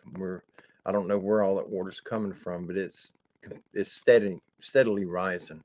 And the lake behind the house is about 1 foot from going over the highway that's just north of us, and I've never seen it that high. Not in in the late 80s, I think it was 88 or 89, it went over the road. But that's the only time I've ever seen it like that. Excuse me. But we were okay. None of the animals were injured. Our goat Roscoe, he's the one that the picture on for the thumbnail for this show was me and Roscoe, and I took that picture today. I had to take him to the vet. He's still at the vet. He had to have surgery, emergency surgery, and they're going to call us in the morning and let us know how he's doing, and hopefully we'll be able to bring him home sometime tomorrow afternoon. And we weren't expecting that. He's called urinary calculi, which it's the same thing for us when we have a urinary tract infection and kidney stones at the same time. And it's plugged him up and he can't pass urine, and so they're having to operate on him.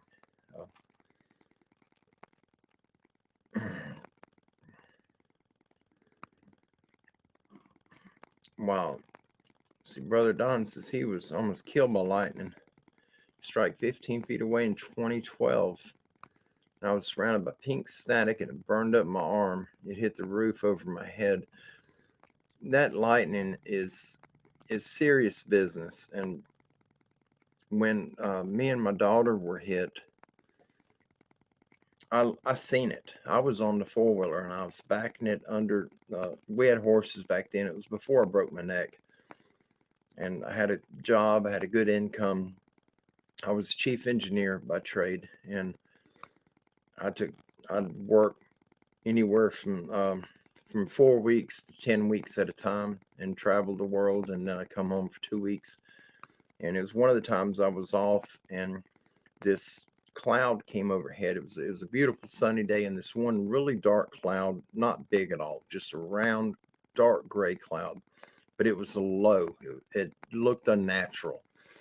And it was coming over, and my daughter Kirsten had our puppy, Piglet, my dog that just died here recently.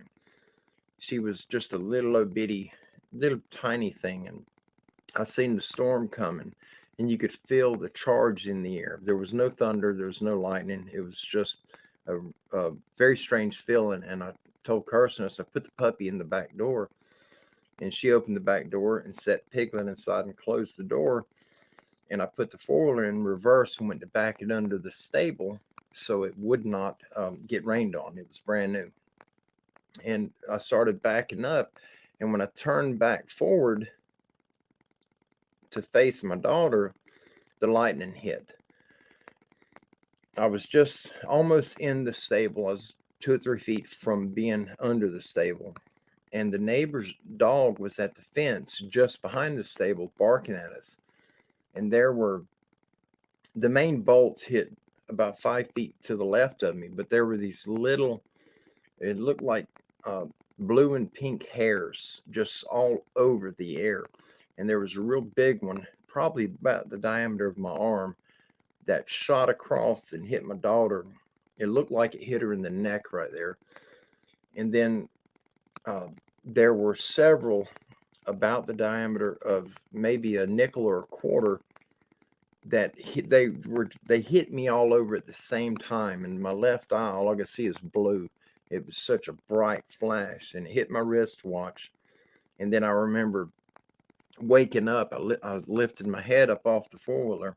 It was still running, and my daughter was trying to get up off the ground screaming, and it was scary.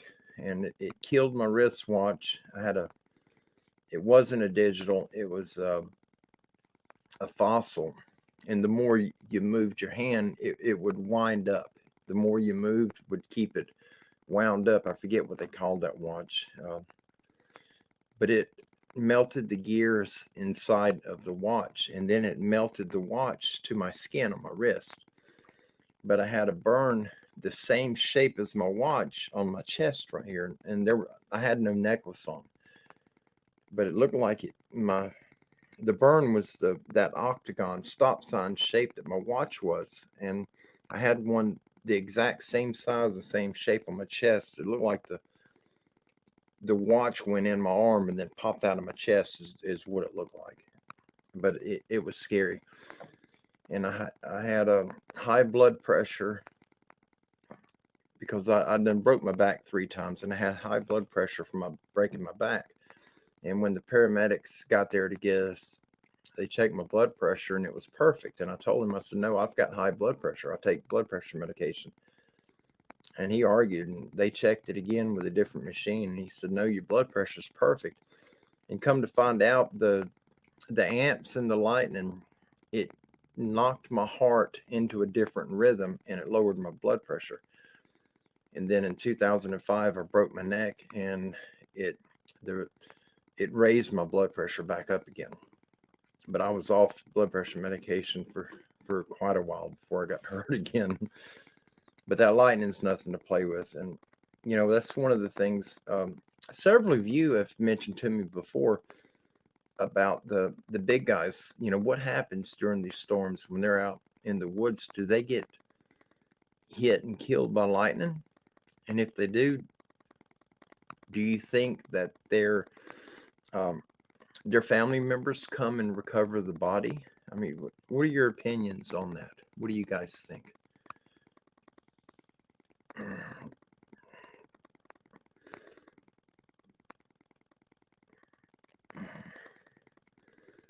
Oh yeah, Don, that lightning is nothing to play with. Hey, Mindy, I just seen Mindy Dozier. I can't find her name now, but I just see we got blue lights. I don't know if y'all can see I don't think y'all can see that on the screen. We got a bunch of police out front for some reason. That'd be all right. I didn't do nothing. I don't think. No, I don't do anything. I've just seen where'd it go?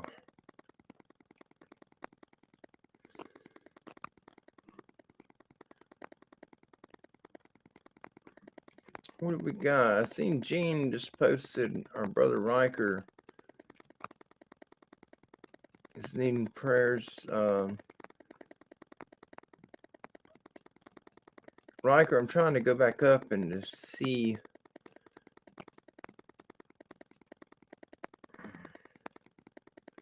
Oh, I'll throw that up right quick. For y'all that seen that in the chat when Gene had posted this, did they snip the end so he could have free flow? She's referring to Roscoe. And on a male goat, on the end of their penis is an extension that looks like a very thin red worm. And it'll move around like a worm. It's a really strange part of their anatomy. And when they get urinary calculi, it starts out as grit in their sac, in their bladder. Well, them grits, them little granules will cling together and they form like little rocks, kidney stones. When they go to urinate, their urethra going through that end, that little worm thing, is called a pizzle. And the urethra is so tiny through there, when that grain or granule tries to go through the urethra, it it gets stuck, it gets lodged in, and it's too tiny for them to actually cut it open and remove it. So they snip the pizzle off. We have 3 males that have had to, they had their pizzle removed. I can't spit it out correctly, and it saved their life. And that's what they're going to do to Roscoe. If it's inside of his bladder or in his kidneys, that's a different ball game. It won't be a $350 surgery. It'll be closer to $1,000, and I pray it's not that.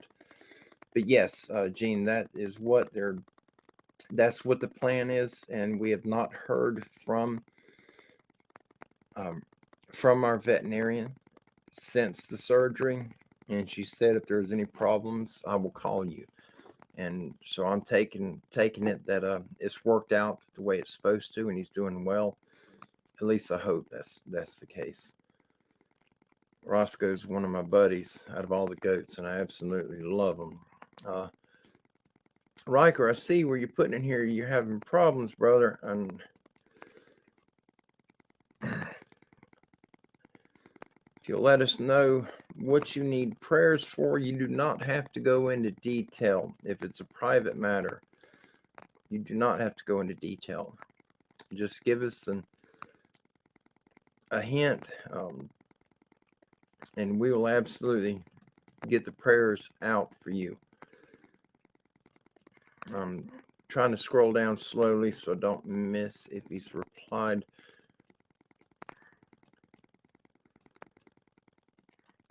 And if I have skipped over anything any of you have put up, I apologize. Please put it in caps so that I can see it. My eyes are not good. I probably have the worst eyes of all of us here right now. My eyes are really bad. I need to get some new glasses. I think I'm going to have everyday 24/7 glasses. My eyes have gone. Oh, good night, Sandra. I didn't even see you come in. I'm so sorry.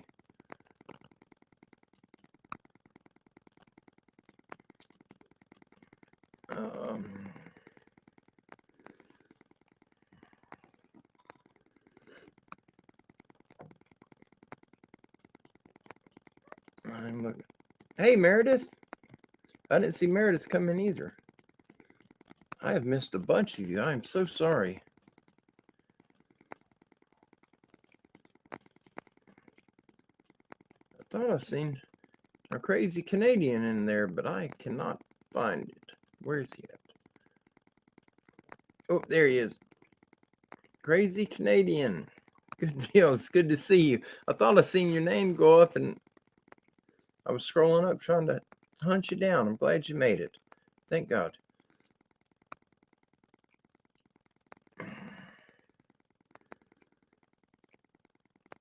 Oh, good deal. Good deal. He says the prayers helped him get through the last few days. Yes, absolutely. You guys, I'm going to throw this up. Hope you don't mind. Our crazy Canadian. But just, he's one of them on the last show that we done a shout out for prayers for him. There's so many. Yeah, Jimmy says he thinks the big guys go into caves during the lightning storms. You know, in Mariana, where Bigfoot Anon, brother Connor lives, it's full of caves over there. But the areas where I have encountered them, there are no caves that I'm aware of. I've not seen any caves yet. I hope there's not any. 2 of those areas I hunt in them every year, and I love it out there. But if I come across the cave, that I'll be done. I won't go back. Caves add a whole different level of fear in it for me. I've heard too many stories of them things living in caves, and I don't want to be hunting an area in the woods by myself. And there's a cave that could house, possibly a whole family of them, and I don't want to be on that property. All right, I'm trying to go through the chat. Guys, please bear with me. I want to make sure I have not missed anything. There's so many of us that are needing prayers. I'm one of them. Many of you are. Any prayers that people need, I want to do my part and get it out there. I can pray for someone just as easy as the rest of us can. But the good book says that we need to at least have 3 of us praying. And we are much larger than 3. We get all of us sending prayers out to the big boss to help someone. He comes through.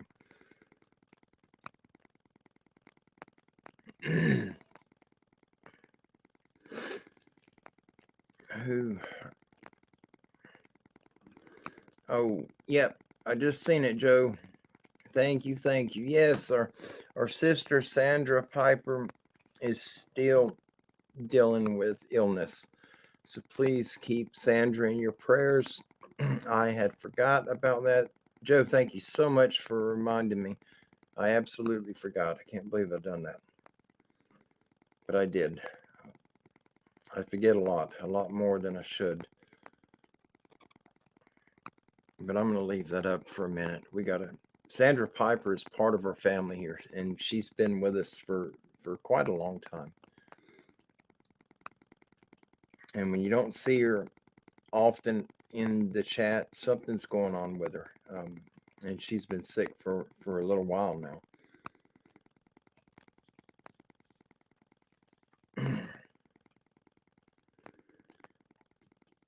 I'm trying to catch up, make sure I have not missed anyone.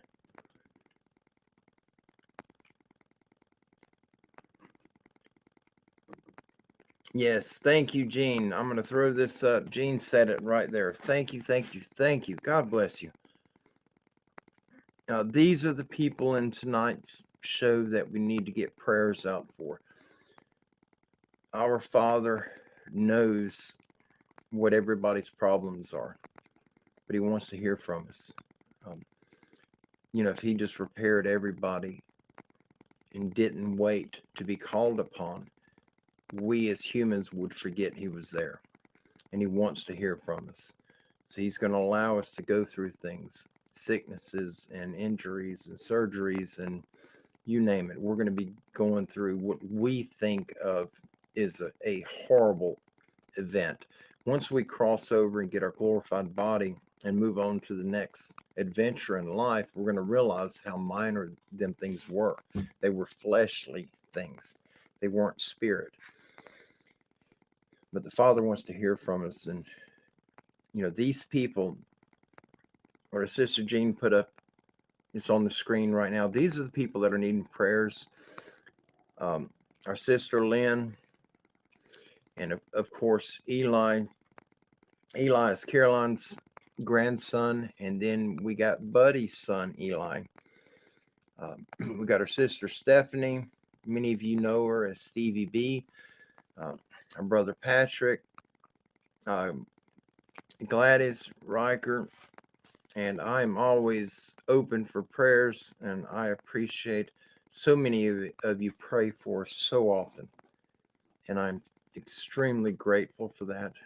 Kim is grateful for it. We're so blessed, beyond blessed. If you all could see what we go through, God changes things for us so often. Like this, what's happening with Roscoe being in the animal hospital right now from having the surgery.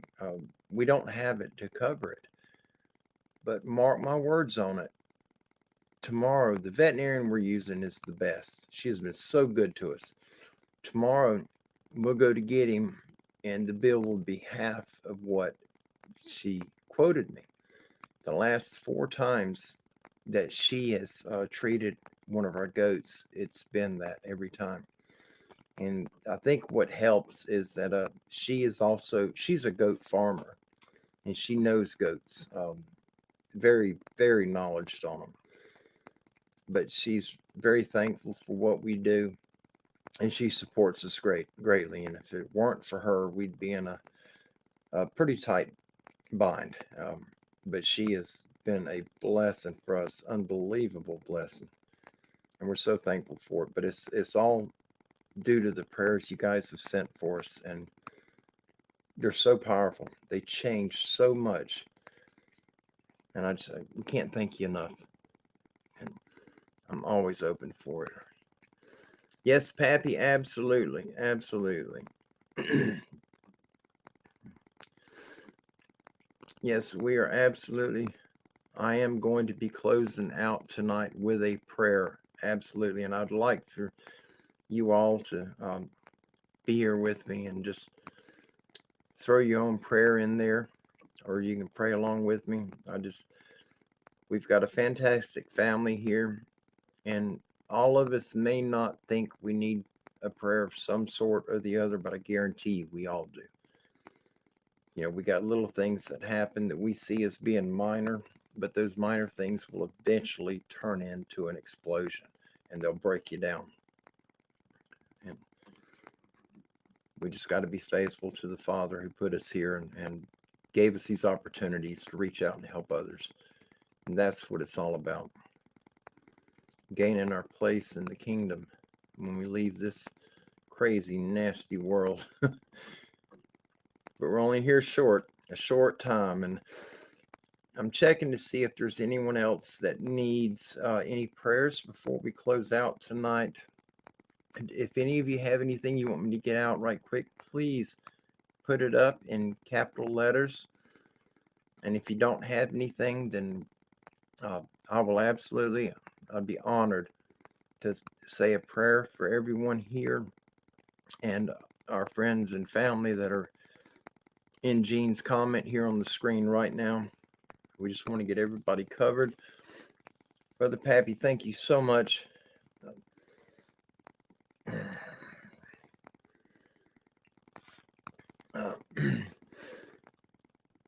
Let's see, where are we at?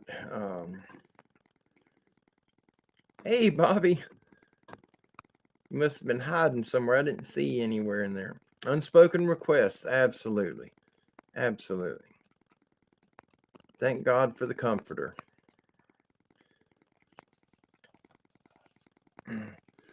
Oh, okay. 7 pearls. I see what you put on there. And I see Brother Mark's answer. Mark, I will get up with you in the very, very near future. I would love to get you to come on and hang out with us and just give us a download of what all's going on with you. I know a lot's changed with you lately, and I haven't been hanging out with all my YouTube channels in quite a while. We've had a pretty rough year this year. It's been good up until June, and then people started leaving us.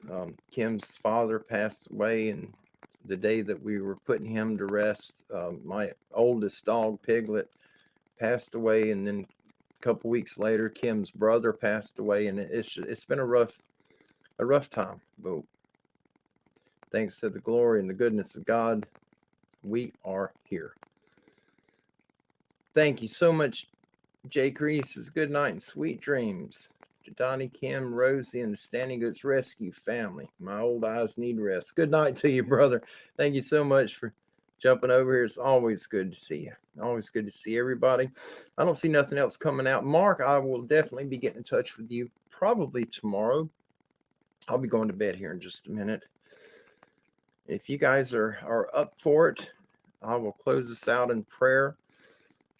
And I know many of you are set on praying with your eyes closed. Prayer comes from your heart. I like to hear myself pray. Even when I'm by myself, I pray verbally. I do my day praying when I'm driving, and I do not close my eyes for that. But nowhere does it say we must close our eyes. But I don't. I need to leave my eyes open anyway so I can read the names of the people that need prayer tonight, that are part of our family and part of their family. I don't want to miss anybody. This is very important to me, and I want to get it out. So if you guys are ready, I am going to send one out. to the big man upstairs, and you're welcome to join me or sit back and listen or plug your ears, whatever's in your heart. Thank you, Kelly. Yes, absolutely. I know my piglet is in heaven with my son and my mom and dad and my grandparents, and I will definitely see her again. That was one of the greatest gifts the Father's ever given me, was that dog. She was absolutely a blessing and always will be. Remind me, we're going to do another show in a couple of days. If you guys remind me, I want to show you the box. We got Piglet's ashes back, and I really want to show you the it's a red cedar urn. It's a box, a chest, and it's sealed up, so it can't be opened unless we pull the bottom out of it. They've done such a beautiful job on it, but I do want to show that to you. And Stan, we got to add our brother Stan to the prayer list. He says, pray for me, please. Absolutely, Stan. You got it. You absolutely got it. Yes, Pappy, that is the truth. The silent prayer is power, but one with spoken word sends it out into the whole world. Amen. Amen.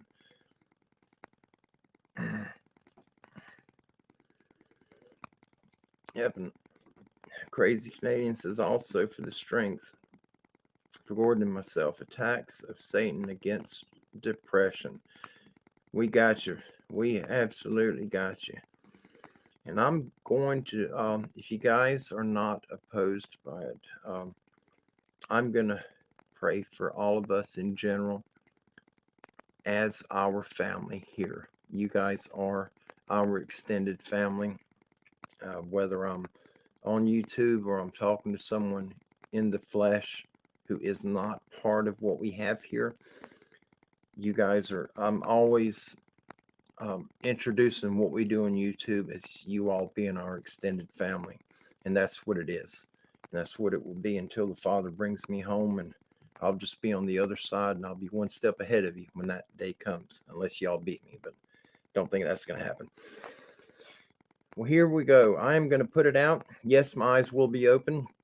Please don't be offended by that. I pray both ways. I pray a lot of different ways. I'm an oddball, but the Lord knows me. He knows that I'm that way. Our Father who's in heaven and overseeing all things in the physical and spiritual, in the flesh and in the heart, I cry out to you tonight, Father, and ask that you watch over all of our brothers and sisters that are here in our extended family, part of Standing Goats Rescue, and those that are in dire need of prayer. Father, we ask that you step into each and everybody's life here that's with us tonight, and those that couldn't make it, and those that had already left to get rest, to be prepared for their day tomorrow. Father, we got some that are sick, we got some that are missing, we got some that need help in all aspects. And we have our brother Stan. He's needing prayer, Father, and we ask that you step into everyone's life, everyone that you see on this screen before me. And we got Miss Lynn, who's in the hospital, our sister Lynn, and Eli. We need to get him home. And we got our brother Buddy, his son Eli. And we got Stephanie, who's also a part of us here. And Patrick is a part of us. We got Gladys, Riker, and of course, my family, my flesh family. Father, I ask that you intervene in everyone's life here, that you place your hand upon the physical body of each and every one of us that's here to represent you and to fulfill your will in our lives. And I ask that you send your comforter, the Holy Spirit, to bring that inner peace, that supernatural feeling that only you can provide. Father, deliver healing where it needs to be. Wipe clean the depression and the unclean entities and spirits that bring these nasty conflicts against us. Wipe it free from us, Father. Glorify each and every one of us. Glorify our bodies that we may honor and glorify you in all that we say or do. Father, we honor you, we love you, and we bless you, and we thank you for this opportunity, and we thank you for the very breath of life that you've given us. And we ask in Christ Jesus, Yeshua's name, that you walk with us for all of our days here, and that you fulfill our lives and bless us so that we may bless and honor you. And we pray these words from our heart In Christ Yeshua's name, amen. Amen. Thank you, guys. Thank you all. Brother Pappy, thank you for, just that reminder. I'm one that forgets a lot, and it's not intentional. I have a problem in that department, and I don't mean it. It's just how I am. I've always been a little bit forgetful, but when I got hurt, they cut the wrong nerve when they fixed my neck, and it caused a brain injury, and my memory is what was affected. But thank you all. Thank you for the support that y'all have given me and my family, and the love that you've showed us. And thank every one of you for being here tonight, and all of you that are needing so much from the Holy Spirit and so much from our Father. He's a provider. Look upon your children. What would you do for them? Our Father in heaven loves us more than we love our own children.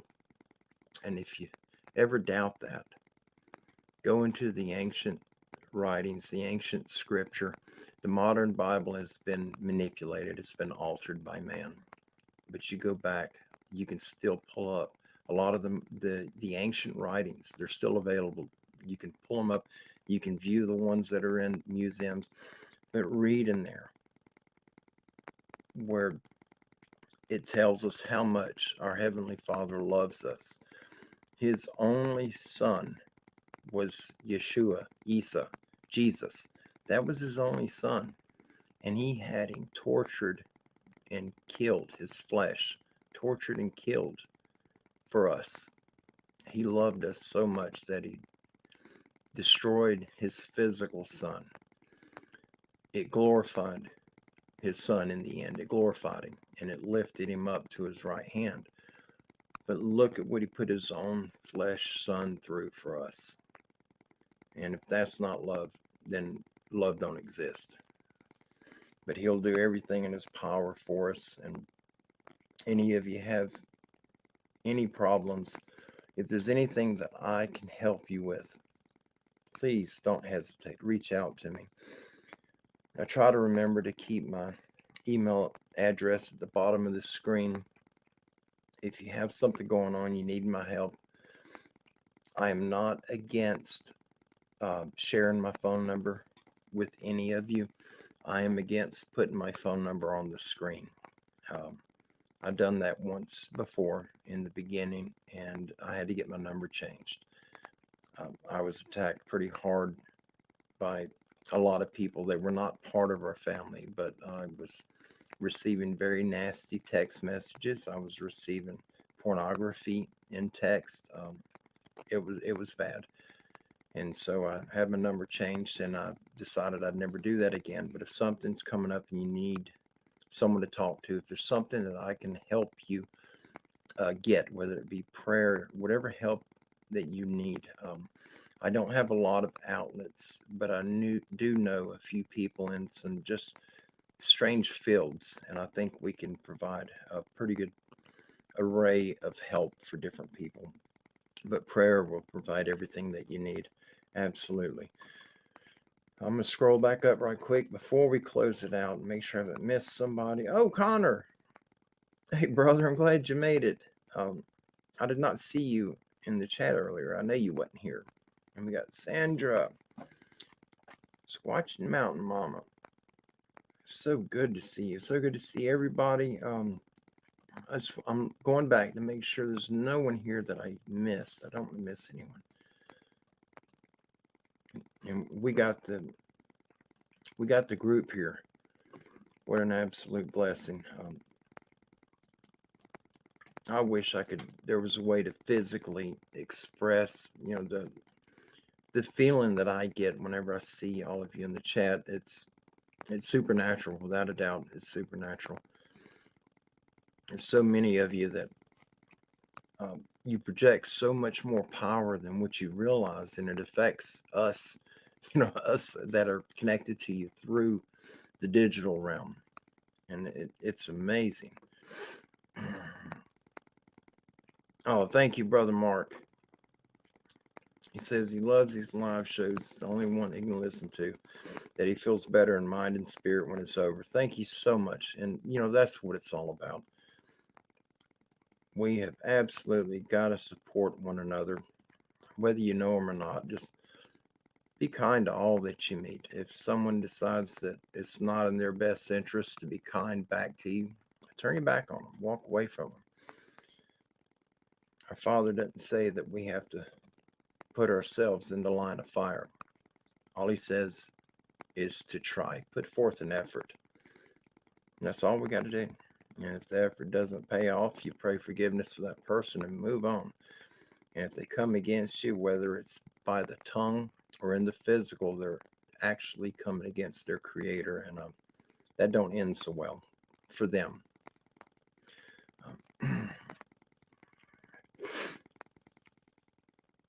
Oh, thank you so much, Sandra. I just seen what you said on there, that your phone had died. But we got you covered. We absolutely got you covered. We did a family prayer for everybody. I believe everyone here jumped in and reached out to the Father. And he hears. I guarantee you he hears us. Oh, thank you so much, Meredith. All of you, thank all of you for being here. I mean, just showing up. I'm so grateful, and those that are not in the chat, that are here watching, thank you. We love you. We honor you. And we are absolutely grateful that you're here. Sandra, I see your question on there. I'm going to put this up because I do not remember the answer for that. I am sorry. Kim's asleep, or I would ask her. She would know. But Sandra has a puppy that is coughing. What can she give a puppy who's got a cough? Sandra, have you had the puppy checked for heartworms? Our dog Petey, I call him Peter a lot, but he's my little buddy. He's the bulldog. He had a cough from day one. We rescued him, and out of 7 dogs, he's the only one that has heartworms. He went through the treatment. We could not finish it because of cost. It was really expensive, but we're fixing to start his treatment up again. We just, because of Roscoe's surgery today, we got set back a little bit, but it's all good. It is absolutely all good. We got a phenomenal vet, and she's been wonderful to us. Been a blessing. Juanita, it's good to see you. I don't know if you were in the background. I just seen your name pop up. And I just thank all of you, Mindy and Sharon and Jean and our sister Denise. And Denise is on the mend, if you didn't hear. Discovering Sasquatch and Cryptids, Denise. She had started therapy on her wrist when she had the surgery. So she is on the mend.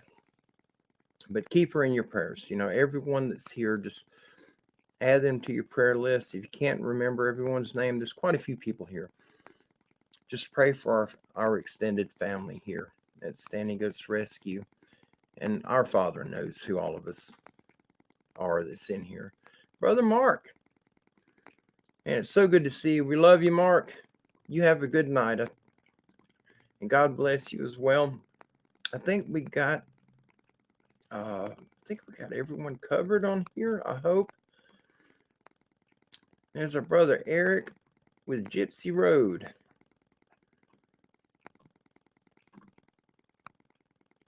Make sure I have not. I don't think I missed anybody. If you put something up that needed to get to me and I did not read it, first of all, please forgive me for not seeing it. I try to stay on it, but I missed a lot of them when I was reading the articles, the encounters. But if there's something that I can help you with, email me, reach out to me, and I will absolutely do everything within my power to make that happen for you. It's very rare that I answer an email right away. I usually check them in the evening and in the morning.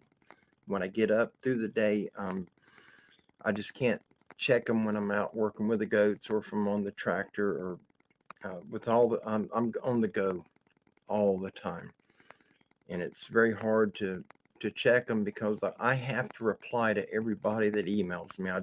It drives me crazy if I don't, and that's why I usually turn my ringer off if we're driving. If I'm driving, I get a text. It drives me crazy if I don't answer it.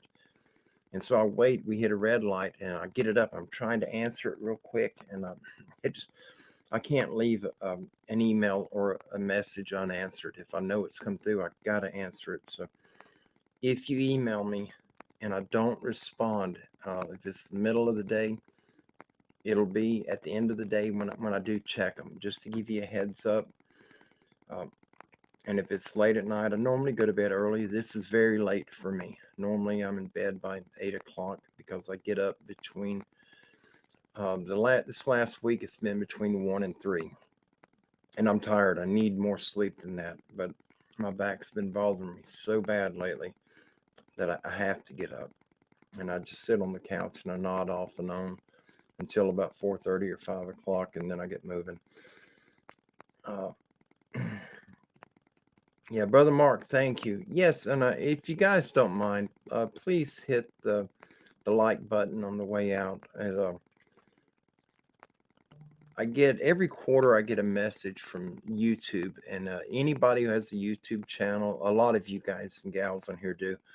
We get a letter that explains our quarter, how the channel went, and they actually your channel. When they put your videos up for others to see, when they search for a video, a lot of it, as far as where they put you, if you're, the 1,000th person down, or if you're number one, it depends a lot on how many clicks you've had. And they even take when people try to burn your channel and they click a negative, a dislike on it, that registers good in your behalf for the channel. And I like that because the people that just they don't like another channel because it's named or something they don't agree with, they'll go in and click the thumbs down button, and it actually benefits the channel, but they don't know that. I guess they don't look into it, but anyway, I'm blabbing. I'm really tired, but I just want to make sure all of you know I love each and every one of you, and that is the solemn truth from the bottom of my heart. I love you all, and I'm so very blessed that all of you have came over and joined us tonight. And I'm going to be getting up with Bigfoot Anon, who's in the chat right now, our brother Connor, very soon, and he is going to take me on to the caves in Mariana. I went there one time, and I believe I was in 6th or 7th grade, and it was a field trip. But he and I are going to go, and we're going to video. We're going to do a hike up in that area and then go off into the caves. It's been too hot to get out in the woods and do a hike. It's been unnerving hot. Thank you, Rafaela. Thank you so much. I welcome any prayers I can get for my back. Absolutely. Thank you so much. Daniel, it's good to see you. Yeah, you miss the encounters, but you can watch the playback.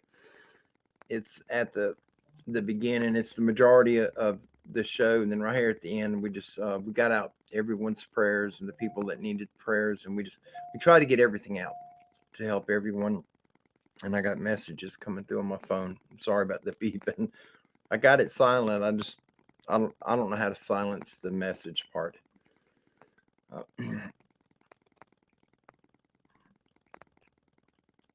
And I see Gypsy Road. Eric says, and he gets a lot of thumbs downs. And, people do that because they find a channel and they don't agree with whatever that channel's doing. And if you don't like a channel, just don't subscribe to them. You don't have to watch them, but don't make an effort to topple that channel. There's a lot on here that go completely against what my beliefs are. There's a lot that don't believe in and serving the Most High God and helping others. There's a lot of them on here that advertise the darker side of life, what we're against. And I don't go there and I don't bother them people. I'm not going to do that. The Bible tells us we are not to attack our enemy. We are to pray for them. You don't have to hang out with them and buddy up with them, but you pray for them. Just send a prayer out. Get that good mark on your side. So when you get up there with your family and loved ones, you got life made. You got a good one. But y'all have a wonderful evening. I think I've gotten everybody. Have not seen one that I missed. But thank you all. You absolutely made my night. I enjoyed it. I greatly enjoyed it. And I'm going to be getting up with our brother Mark, Livewire, possibly a lot sooner than what you guys would think. And I'm going to have him join me on here and just share with, he's went through a lot of changes and he had to move. They had a lot of activity from the Sasquatch on his property. He had some insane activity. It was crazy what he was catching, but they finally left that property, and I have no idea where he's went from there. He backed away from YouTube for a while, and he's still around. He's not vanished. He's here tonight, but I'm gonna have Mark come on and just update us with what's going on in his life. He's part of us, and I love Mark to death. He has certainly helped me out in a big way, and those are the type people you give your arms for to help them. Thank you, Kelly. Thank you so much. And yes, to all of you, y'all have a wonderful evening. And like what Kelly says, have a wonderful day tomorrow. And may your every endeavor tomorrow and every day that follows it be blessed by the hand of God. May you walk in his presence in all that you do. And I pray that each and every one of you stumbles upon prosperity and abundance. It's coming. It's coming for all of us. But thank you all for being here. God bless you. Y'all have a wonderful evening. And I will definitely be seeing you guys soon. And next show is going to be coming in the next few days. And we may have our brother Livewire on that one. Y'all have a good night. And we'll see you soon. Be safe.